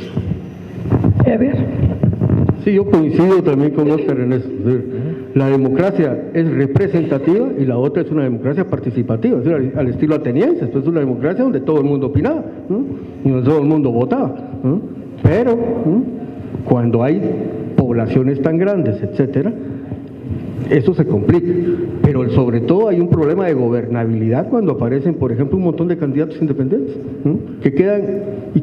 Si ahora es difícil legislar con habiendo listas partidarias que al final de tantas son rotas porque hay transfugismo y se está regulando el transfugismo en la ley, y por otro lado se están formando las candidaturas independientes, es un sinsentido para mí. Legalmente puede que se puedan establecer y todo, yo legalmente puede ser. Políticamente considero que sería un retroceso en cuanto a la capacidad de gobernabilidad del país y de legislación. Vamos a seguir hablando del tema de los listados. Entendería que las dos posiciones están en contra del procedimiento para ponderar cómo entran estas personas. Estaríamos hablando no de un listado totalmente abierto, sino semiabierto. Desbloqueado es el término. Desbloqueado. No, yo no estoy en contra, yo estoy proponiendo que el partido debe tener un peso en la elección, de manera tal que si una porción importante de los ciudadanos deciden avalarlo del partido, pesarán más las listas. En el ejemplo que puso el compañero, el partido no recibió tantos votos como para imponerse y cuarto, resulta electo. Eso es justamente de lo que se trata. Si la mayor parte de los ciudadanos deciden avalar a las personas, resultarán electas las personas. Pero si una porción mayor de los ciudadanos que votan por esa opción política avalan la lista, tiene que resultar electo a la lista. Eso es libertad. Podrá no gustarnos la fórmula, ok, el partido debe pesar, porque voy a poner yo otro ejemplo. ¿Qué sucede si el 70%, como sucedió en El Salvador, de los ciudadanos de una opción política deciden avalar lo que el partido les está proponiendo y no los tomamos en cuenta? Entonces, la porción menor, un 30%, van a decidir quiénes son los representantes en detrimento de la mayoría. Y la democracia, hasta donde yo recuerdo, es la decisión de la mayoría, con respeto de las minorías. Bueno, Antes, Edgar, a varios los he visto interesados en decir algo. Por favor, levanten la mano y les van a pasar pues un papelito para que nos trasladen sus preguntas y las podamos ir incorporando al debate. si el 30% utilizó el voto preferente, por ejemplo, en El Salvador, pues quiere decir que la ciudadanía estaba de acuerdo con la lista del partido. Eso está muy claro, ahí no hay duda. Pero pudo haber sido, de todos modos, la cantidad de votos que pudo haber acumulado un candidato con voto preferente no es tan representativa. El voto preferente del que está primero en la lista debe pesar mucho más. Es que, mira, la propuesta tuya es no tomemos en cuenta los votos que van a la lista del partido, sino solo a las personas. No ponderemos el partido, eso es lo que me estás diciendo. No. Yo te escuché. Vamos a dejarlo que termine su punto y luego reacciona Edgar. Yo te escuché, pero entonces si 7 de cada 10, ¿sí? 70 de cada 100 deciden avalar el partido, ¿sí? Y el resto, los 30, van a tener la decisión final, de repente te va a resultar electo alguien que tuvo nada más 15, en detrimento de los otros 70 que dijeron lo que el partido me está proponiendo. El partido, si la ciudadanía decide avalarlo, tiene que tener el peso que corresponde. Ahora, si la ciudadanía decide votar por personas, deben imponerse las personas. Entonces ahí el problema es la forma en que se contabilizan los votos del partido. Ahí habría que analizar. Yo, como les digo, estoy de acuerdo con que se abran los listados, es decir, que se desbloquee el listado. Pero el ponderar al partido para darle más votos reales a la lista de acuerdo al partido, va en detrimento de lo mismo que se está proponiendo, de desbloquear. Eso es mi argumento. Cuando uno analiza, por ejemplo, ya los votos reales, posiblemente van a haber algunos candidatos que estén de cuarto, que sacaron tantos votos preferentes, que van a ganar, como el ejemplo que yo puse. Pero les va a costar muchísimo remontar si el partido le está asignando del total de votos del partido solo un 25%, y no digamos en un distrito que tenga como el de Huehuetenango, donde tiene 10 candidatos, el décimo va a llevar un décimo del voto partidario. Eso nunca tocaría tierra. Ahora, en tu explicación, si además de eso puedes decirle a la gente también cuál es la gran diferencia entre un listado desbloqueado, que es como se le está llamando ahora a la reforma, semiabierto y abierto totalmente.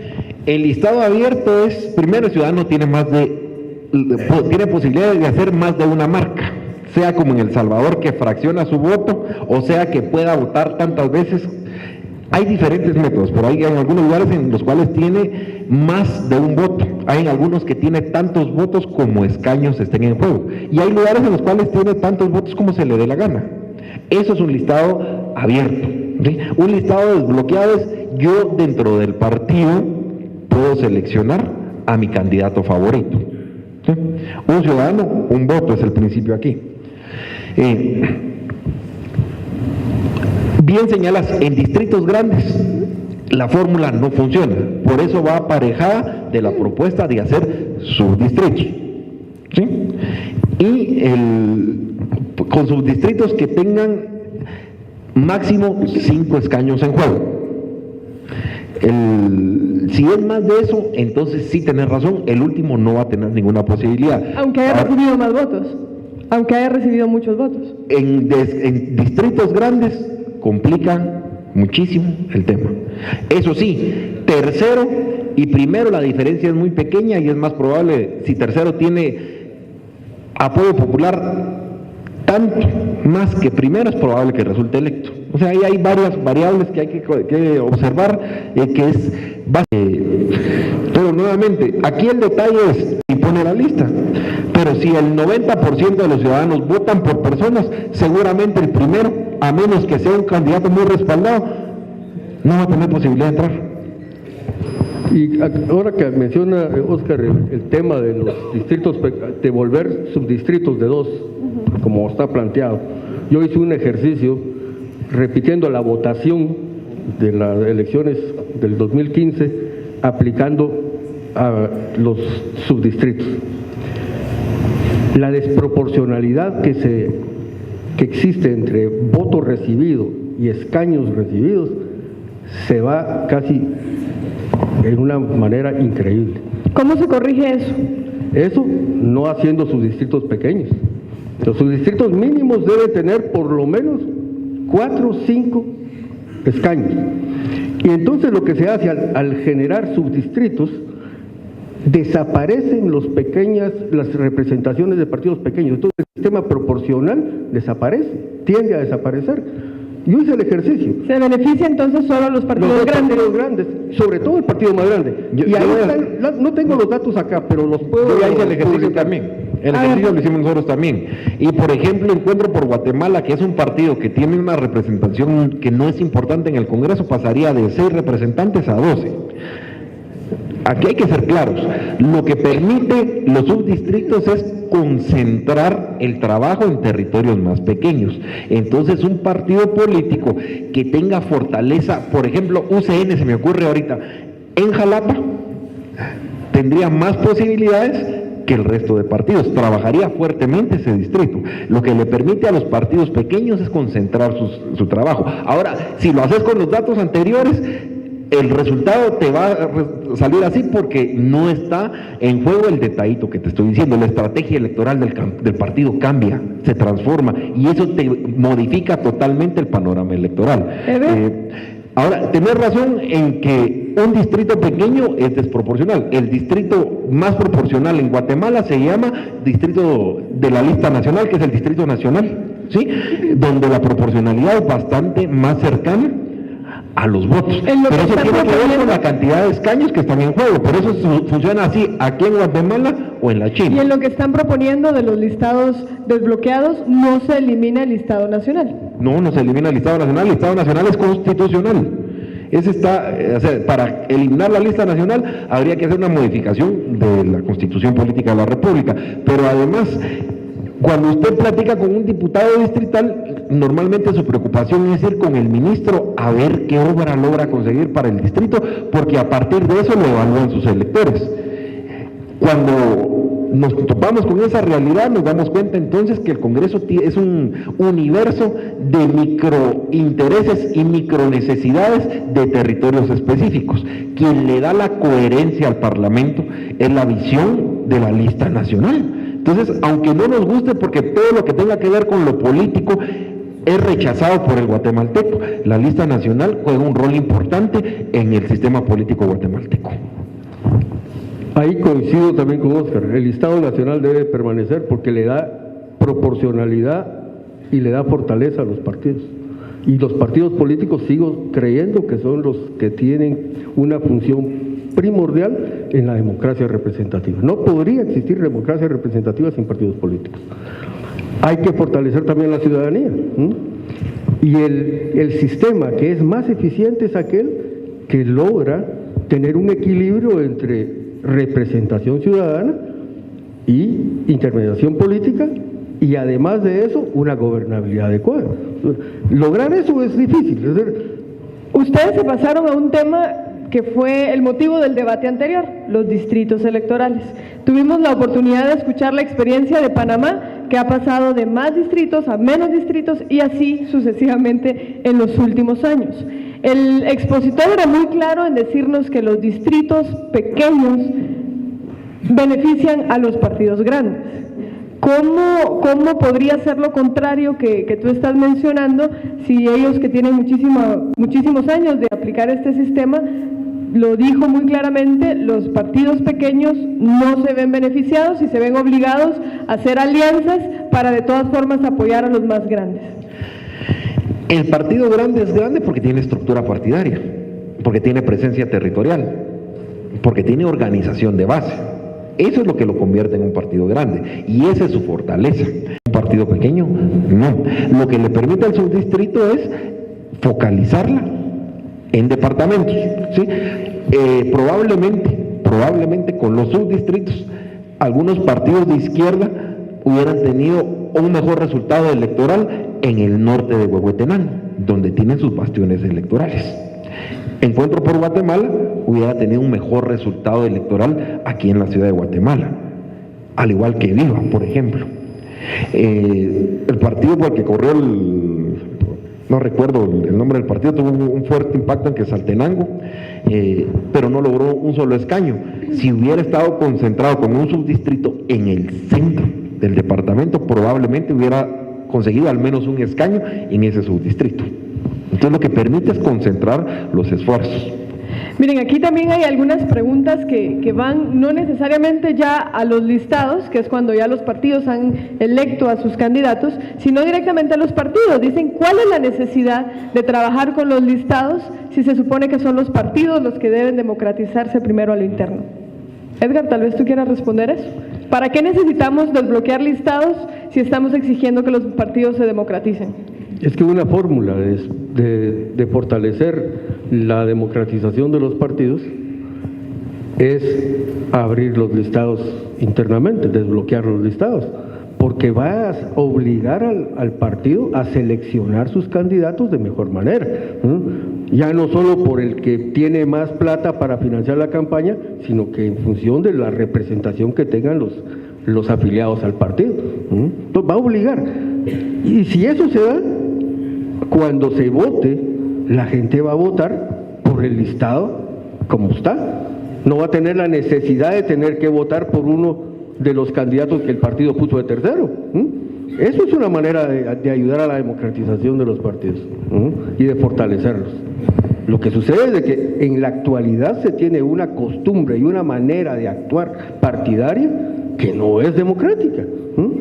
Al establecer estos cambios en la ley y abrir el orden en el listado, lo que hace es obligar al partido a democratizarse. Yo por eso sí lo apoyo que haya listados desbloqueados.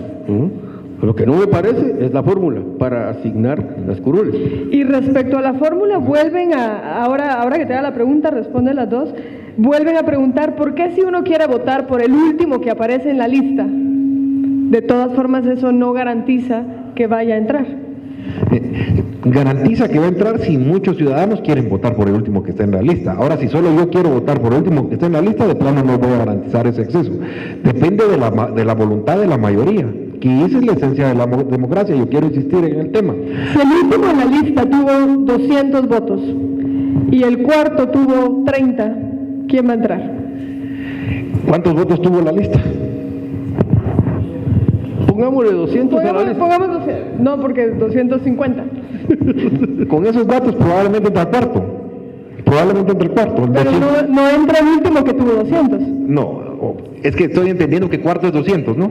No. El último en la lista tuvo 200. ¿De qué tamaño es la lista? Probablemente entra así. Probablemente entre el quinto, pero no se le garantiza. No, es que tendría que tener yo aquí datos, tendría que tener el tiempo para ponerme a hacer matemática para poderle responder con toda certeza. Pero entonces sí existe la posibilidad en el listado que aunque el último haya recibido más votos, la fórmula no lo deje entrar. Existe la posibilidad que si el último recibió más votos, pero la lista, más votos con respecto a los candidatos de manera directa. Ajá. Pero si la lista recibió una mayoría apabullante, se impone la lista. Pero si la lista recibió pocos y el último recibió muchos, entonces lo más probable es que el último entre. De eso se trata, es el balance. Ese es el balance. Ahora, con la primera pregunta, yo les quiero responder. Estamos hablando, el foro hoy es listados abiertos y candidaturas independientes, pero el documento que se está discutiendo a lo interno de la comisión es mucho más profundo, es más abarcativo que solo estos temas. Nos estamos enfocando en estos temas porque es el objeto de discusión hoy, pero la propuesta lleva elementos que van encaminados a democratizar los partidos políticos, voto secreto en las asambleas, con representación proporcional de minorías, en la integración de los órganos permanentes, pero también en la integración de las listas de postulación, ampliación de la participación, es decir, más personas eligiendo, y personas que además tienen un liderazgo político al interno del partido que pueden hacerle contrapeso a un secretario general municipal, departamental o nacional. Entonces la propuesta sí conlleva elementos de democracia interna de los partidos. Que hoy estemos hablando de este tema es agregado a los otros elementos que van encaminados a fortalecer el sistema político electoral guatemalteco, creando instituciones políticas que respondan de mejor manera a las aspiraciones de los guatemaltecos. Edgar, para que respondas también, ¿existe entonces o no una fórmula que le permita al ciudadano, si es que quiere votar por el último en la lista, y ese tiene más votos porque consiguió mayor apoyo, que entre?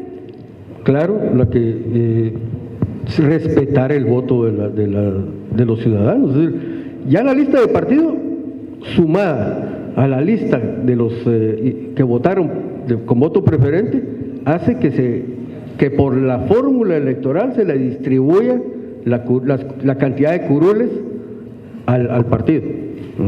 Después, internamente, tiene que hacerse a cuál de ellos les corresponde. Si tenía, por ejemplo, son 5 candidatos, ese es otro tema. Si son 5 candidatos de un partido, pero en la distribución que se hace por el método de Holt en Guatemala, le asignan solo 2 diputados a ese partido, de la lista de 5, solo 2 van a poder entrar. Con esa proporcionalidad, con esa ponderación que se le da, definitivamente es casi imposible que entren otros que no sea el primero. No, es imposible, sí y solo sí, una porción importante de los ciudadanos que avalaron esa opción política votaron por la lista. Yo quiero insistir en eso. La fórmula busca el balance para que si muchos ciudadanos votan por personas, se impongan las personas. No si está en la última posición de la lista. Y si muchas personas votaron por la lista, se impondrá la lista. Eso es lo que busca esa fórmula. ¿Sí? Eso es lo que hace. Podrá parecerte de repente que estás ponderándosele mucho al partido. Esa es otra discusión. Pero lo que sí no puede ser es que no tomemos en cuenta los votos que se emitieron por la lista. Nuevamente, si 70% de personas votan por la lista, yo no puedo dejar de considerar a ese grueso de los ciudadanos porque tienen tanto derecho a tener representante como el 30% que decidió votar por personas. Y eso sí eso va en contra del principio democrático. La mayoría, lo que diga la mayoría. ¿Sí? Bueno, yo al respecto, yo lo que veo de esta discusión que se está realizando es que tenemos que hacer números, bastantes números, y no es nada más de comprar, qué bonita está la reforma, hay que pensarlo bien, el tamaño de los distritos, la apertura de las listas, son claves en la configuración del Congreso, y eso puede representar que un partido se quede con la mayor parte de curules, con muy pocos votos, por ejemplo. Y entonces la proporcionalidad de votos con escaños desaparece. Y se supone en la teoría política que un buen sistema electoral es aquel que tiene mucha cercanía entre el porcentaje de votos con el porcentaje de escaños.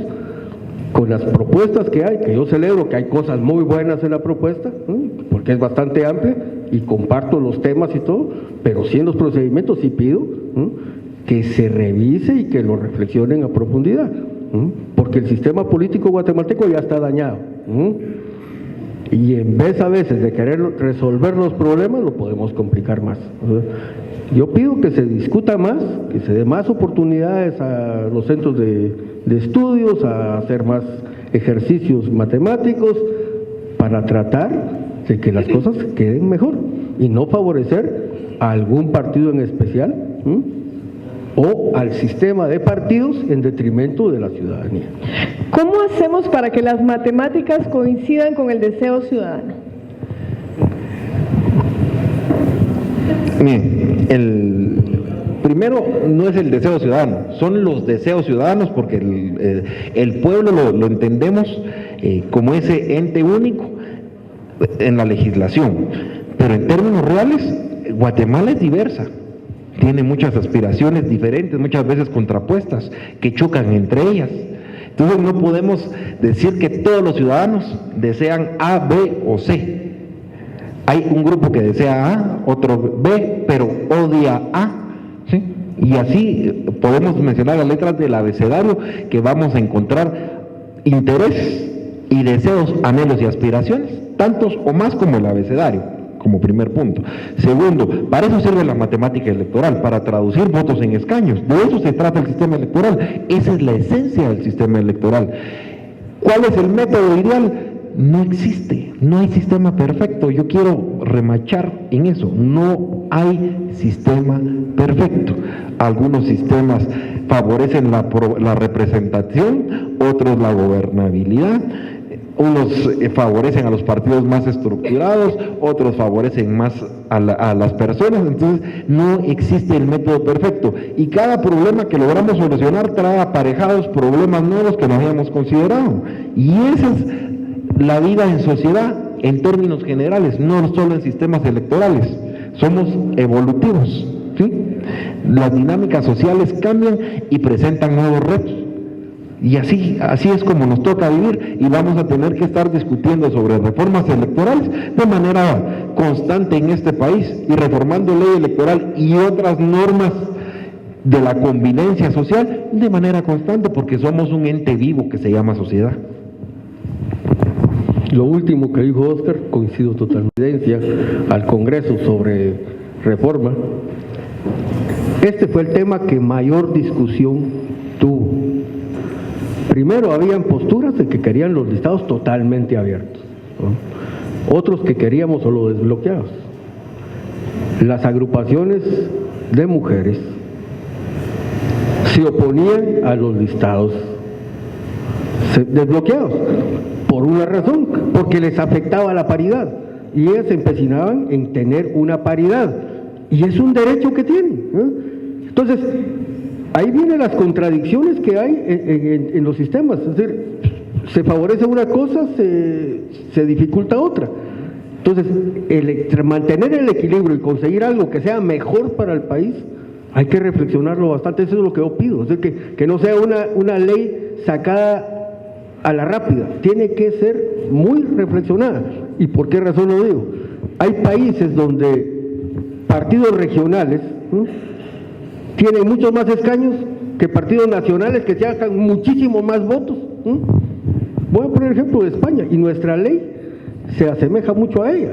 Utilizamos la misma fórmula de repartición.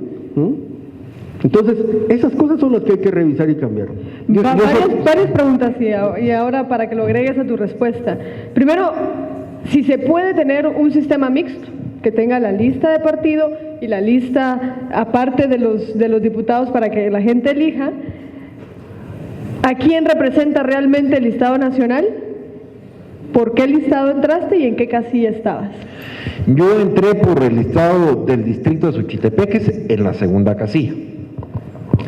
Después, solo para que no quede en el ambiente que la fórmula es sacada de la manga, esta fórmula la trabajamos con un grupo de profesionales multidisciplinario, provenientes de diferentes tanques de pensamiento especializados en sistemas electorales y ciencia política. No tengo la autorización para decir los nombres, pero es gente que ustedes ven constantemente en los medios de comunicación opinando acerca de la realidad nacional. Habíamos politólogos, sociólogos, econometristas, y juntos desarrollamos la fórmula. No es una fumada solamente mía, eso fue un trabajo de más de 2 meses de estarle metiendo lápiz y haciendo análisis comparado con otras realidades, buscando sistemas que pudiéramos aplicar aquí, y desarrollamos nuestro método propio, pero no es sacado de la manga. Yo eso sí lo quiero dejar absolutamente claro. Bueno, respecto a toda la propuesta de reforma y en especial a esto, sí quiero solicitarle a los partidos, a todos los partidos, que le pongan mucho cuidado y mucho ojo, sobre todo los partidos intermedios y los partidos pequeños, porque son los más afectados casi con todos los temas de reforma. Les pido que lo piensen. Por ejemplo, los subdistritos del distrito de municipios de Guatemala. Los partidos, hay 4 partidos que ahora tienen un diputado, no tendrían nada. ¿Sí? Y otros partidos tendrían muchos más de los que realmente en porcentaje de votos obtuvieron. La proporcionalidad del sistema actual de Guatemala le da a los dos partidos mayoritarios, aproximadamente de 12 a 15 diputados de más en relación a la proporción de votos. Con estos subdistritos posiblemente eso se incremente muchísimo más. Entonces, esos partidos que la piensen. ¿Sí? Y no quiero decir yo que no se hagan esas reformas, es necesario hacer esas reformas, pero hay que hacerlas bien, pensando no solo en función de algunos partidos, sino en función del sistema completo. Eso es lo que yo pido. 2 preguntas para quien me la quiera responder. ¿Cómo se resguarda entonces con esa fórmula el derecho de las minorías, si se sigue favoreciendo a los partidos grandes? Y si tuviésemos las candidaturas independientes, pues más o menos, ya sé que son matemáticas electorales, pero más o menos ¿cuántos votos necesita una persona para poder entrar? Lo preguntan por acá. Depende del distrito, depende de la cantidad de personas que acudan a votar, depende de la cantidad de escaños que estén en juego, depende de una serie de factores que soltar una respuesta sola así sería irresponsable. Mejor me ponen un ejemplo de un distrito con un padrón, con una participación, y entonces les puedo decir... El distrito por el que fue electo. Con 14.500 votos hubiera entrado una persona. 14.500 votos. Esa fue la cifra repartidora. Ok. Ahora, con lo que mencionabas, yo sé que hay otras fórmulas que te gustan más que Hunt, lo hemos platicado muchas veces. El detalle, por ejemplo, con Jare, es que Jare no toma en cuenta la cantidad de partidos que están compitiendo en la elección. ¿Podemos explicarle a la gente brevemente cuál es uno y cuál es otro? El promedio mayor y el residuo mayor, sí. Jare dice en Suchitepeques 5 escaños en juego y participaron 200,000 personas. Entonces cada partido debe obtener para alcanzar una curul al menos 50,000 votos. ¿Sí? Ningún partido en la elección anterior obtuvo esa cantidad de votos. Entonces no se le hubiera asignado a nadie, sino se hubiera ido a restos, a residuos. Y entonces se le hubiera dado uno a los 5 partidos que más votos obtuvieron. ¿Sí? Y entonces hubiera sucedido que, por ejemplo, el partido que más votos obtuvo hubiera tenido un escaño exactamente igual que el 5.º partido más votado, que no obtuvo ningún voto, porque obtuvo solamente 12,000 votos. Entonces le hubieran dado los mismos escaños al que obtuvo 12,000 votos que al que obtuvo 42,000 votos. Eso no es proporcionalidad tampoco. ¿Y cuál es el problema de esa fórmula? Que no tiene su ecuación completa. Dentro de la ecuación hay una variable que está faltando, que se llama cantidad de partidos que compiten. Entonces ahí es donde Hunt sí considera ese elemento, y entonces en realidades políticas como las nuestras, en las cuales participan muchas opciones electorales, resulta que sí es bastante más proporcional. Bueno, yo hice el ejercicio de la proporcionalidad. El sistema con la fórmula de Jare adquiere muchísimo más proporcionalidad que con el método de Hunt. ¿Qué es el que actualmente usamos? Que es el que usamos actualmente. La correlación entre votos y escaños, nuevamente, es la que debe predominar. Debe obtener más votos más escaños quien más votos tuvo. Nuevamente te pongo el mismo ejemplo. Suchitepeques, 5 legisladores. Con Jare le hubieran asignado uno a quien obtuvo más votos, y al quinto que obtuvo 42,000 votos, y al quinto que obtuvo solo 12,000 votos, le hubieran dado también 1. Estás hablando que el primero casi triplica los votos del último, y hubieran tenido la misma cantidad de escaños. Eso no es proporcionalidad, eso no es proporcionalidad. Mire, los números, las fórmulas de proporcionalidad no nos van a mentir, ¿no? Son fórmulas que están analizadas y todo, y hay varias. Entonces, la misma Hunt tiene su propia fórmula, ok, y se aplica. De todos modos, este es un tema bien interesante, pero a veces se complica, ¿verdad? Pero vale la pena que lo empecemos a trabajar siendo muy didácticos, están siendo muy didácticos. Y sí quiero decir que, por ejemplo, que con Jare los partidos intermedios se fortalecen, y los dos partidos mayoritarios dejan de tener tantos escaños de más que el porcentaje de votos que obtuvieron. Es decir, en ese sentido, Jare es mejor para mí. Ahora, si quiere uno facilitar la gobernabilidad, posiblemente quiera tener un partido con más votos, ¿no?, en el Congreso, porque entonces le facilita hacer gobernable. Te acepto que me digas que favorece a los intermedios, eso sí, pero que es más proporcional, no. Nuevamente, igual cantidad de escaños a quien obtiene 12,000 votos que al que obtiene 42,000 votos. Eso no es proporcionalidad. Eso es otra cosa, menos proporcionalidad. Habría que revisar el caso exacto. Bueno, yo te estoy dando un caso exacto. Bueno, miren, las preguntas siguen llegando en torno a lo mismo. ¿Cómo se le garantiza a la gente que si quiere votar por alguien no pese más el partido que esa persona por la que votó? Siguen llegando en esa línea. A una persona no se le puede garantizar eso, se le puede garantizar a la mayoría de ciudadanos si la mayoría deciden votar por personas. ¿Sí? Aunque esté en la última posición. Aunque esté en la última posición. Si la mayoría de personas deciden votar por rostros, por individuos, pesarán más los individuos. Ahora, si yo quería que ganara mi hermano que se postuló para diputado, pero la mayoría de gente decidió que no, ¿qué voy a hacer? Llorar nada más, pero es la voluntad de la mayoría. Bueno, miren, sin duda ha estado muy interesante, y cuando iniciamos estos debates hacíamos énfasis en que mucho de verdad tiene que ver con esa matemática electoral que a la mayoría de ciudadanos le parece una cuestión muy ajena y muy distante. Por eso también estamos haciendo estos esfuerzos ciudadanos por explicar un poco más a detalle estos temas. Les invitamos a que revisen el material de los debates anteriores. En el primero hablamos de democracia paritaria, en el segundo de los distritos electorales. Pues vuélvanlo a ver, porque sin duda hay mucha información ahí que necesita pues aterrizarse de mejor forma. Si tienen más preguntas, de todas formas, háganoslas llegar. Yo quiero agradecerles a los dos debatientes sus posiciones, sus aportes, y además también que hayan sido didácticos con la ciudadanía. Finalmente, una pregunta muy concreta, y esta es para el diputado por la Comisión de Reformas a la Ley Electoral y de Partidos Políticos, y es: ¿cuándo vamos a estar viendo estas reformas? ¿Se van a implementar sí o sí para el siguiente proceso electoral?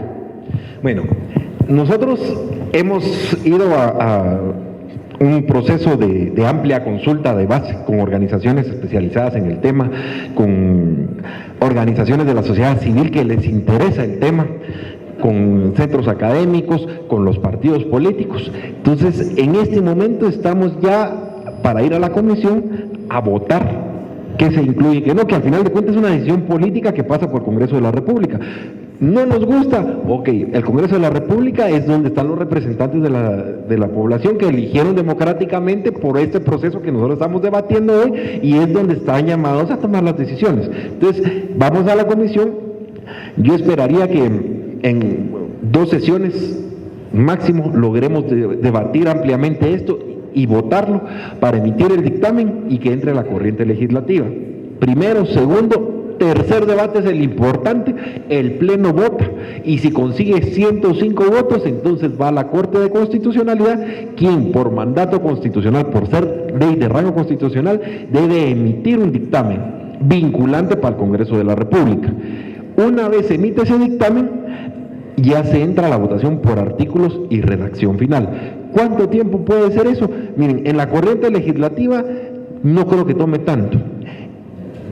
En la Corte de Constitucionalidad, la experiencia más reciente es en un caso, en el último se tardó cerca de 8 meses y en el anterior cerca de 10 meses. Si se va a implementar o no para el próximo proceso electoral, depende en qué momento regrese de la Corte de Constitucionalidad y luego sea aprobado en el Pleno. Porque si queda muy cercano a la elección, nos puede suceder lo que pasó en El Salvador, que complique muchísimo la implementación. Pero si se logra que se apruebe con un tiempo medianamente holgado, como para que el tribunal pueda hacer las adaptaciones tecnológicas y de recursos humanos, puede implementarse para la próxima elección. Yo no les puedo garantizar que eso se dé o no, depende mucho de los tiempos que se tome cada instancia. Bueno, si me permiten, entonces, a manera de conclusiones muy rápidas, lo que se plantea en la reforma a la ley electoral y de partidos políticos que se discute ahora en 2017 no son listados abiertos, sino listados desbloqueados. Edgar, tú estás de acuerdo con los listados, pero no con la fórmula de proporcionalidad y que se tenga el partido en igualdad de condiciones que el voto para la gente. No necesariamente están en contra de las candidaturas independientes, aunque esa quizá sería una pregunta más al Tribunal Supremo Electoral, que tendría que viabilizarlas, pero entiendo que ninguno de los dos, aunque no les gusten por aquí más o menos, no estarían en desacuerdo con las candidaturas independientes, que son los dos temas que nos reunieron hoy. Así que muchísimas gracias de nuevo, gracias a todos ustedes y gracias también a quienes nos estuvieron siguiendo en línea. Muchas gracias.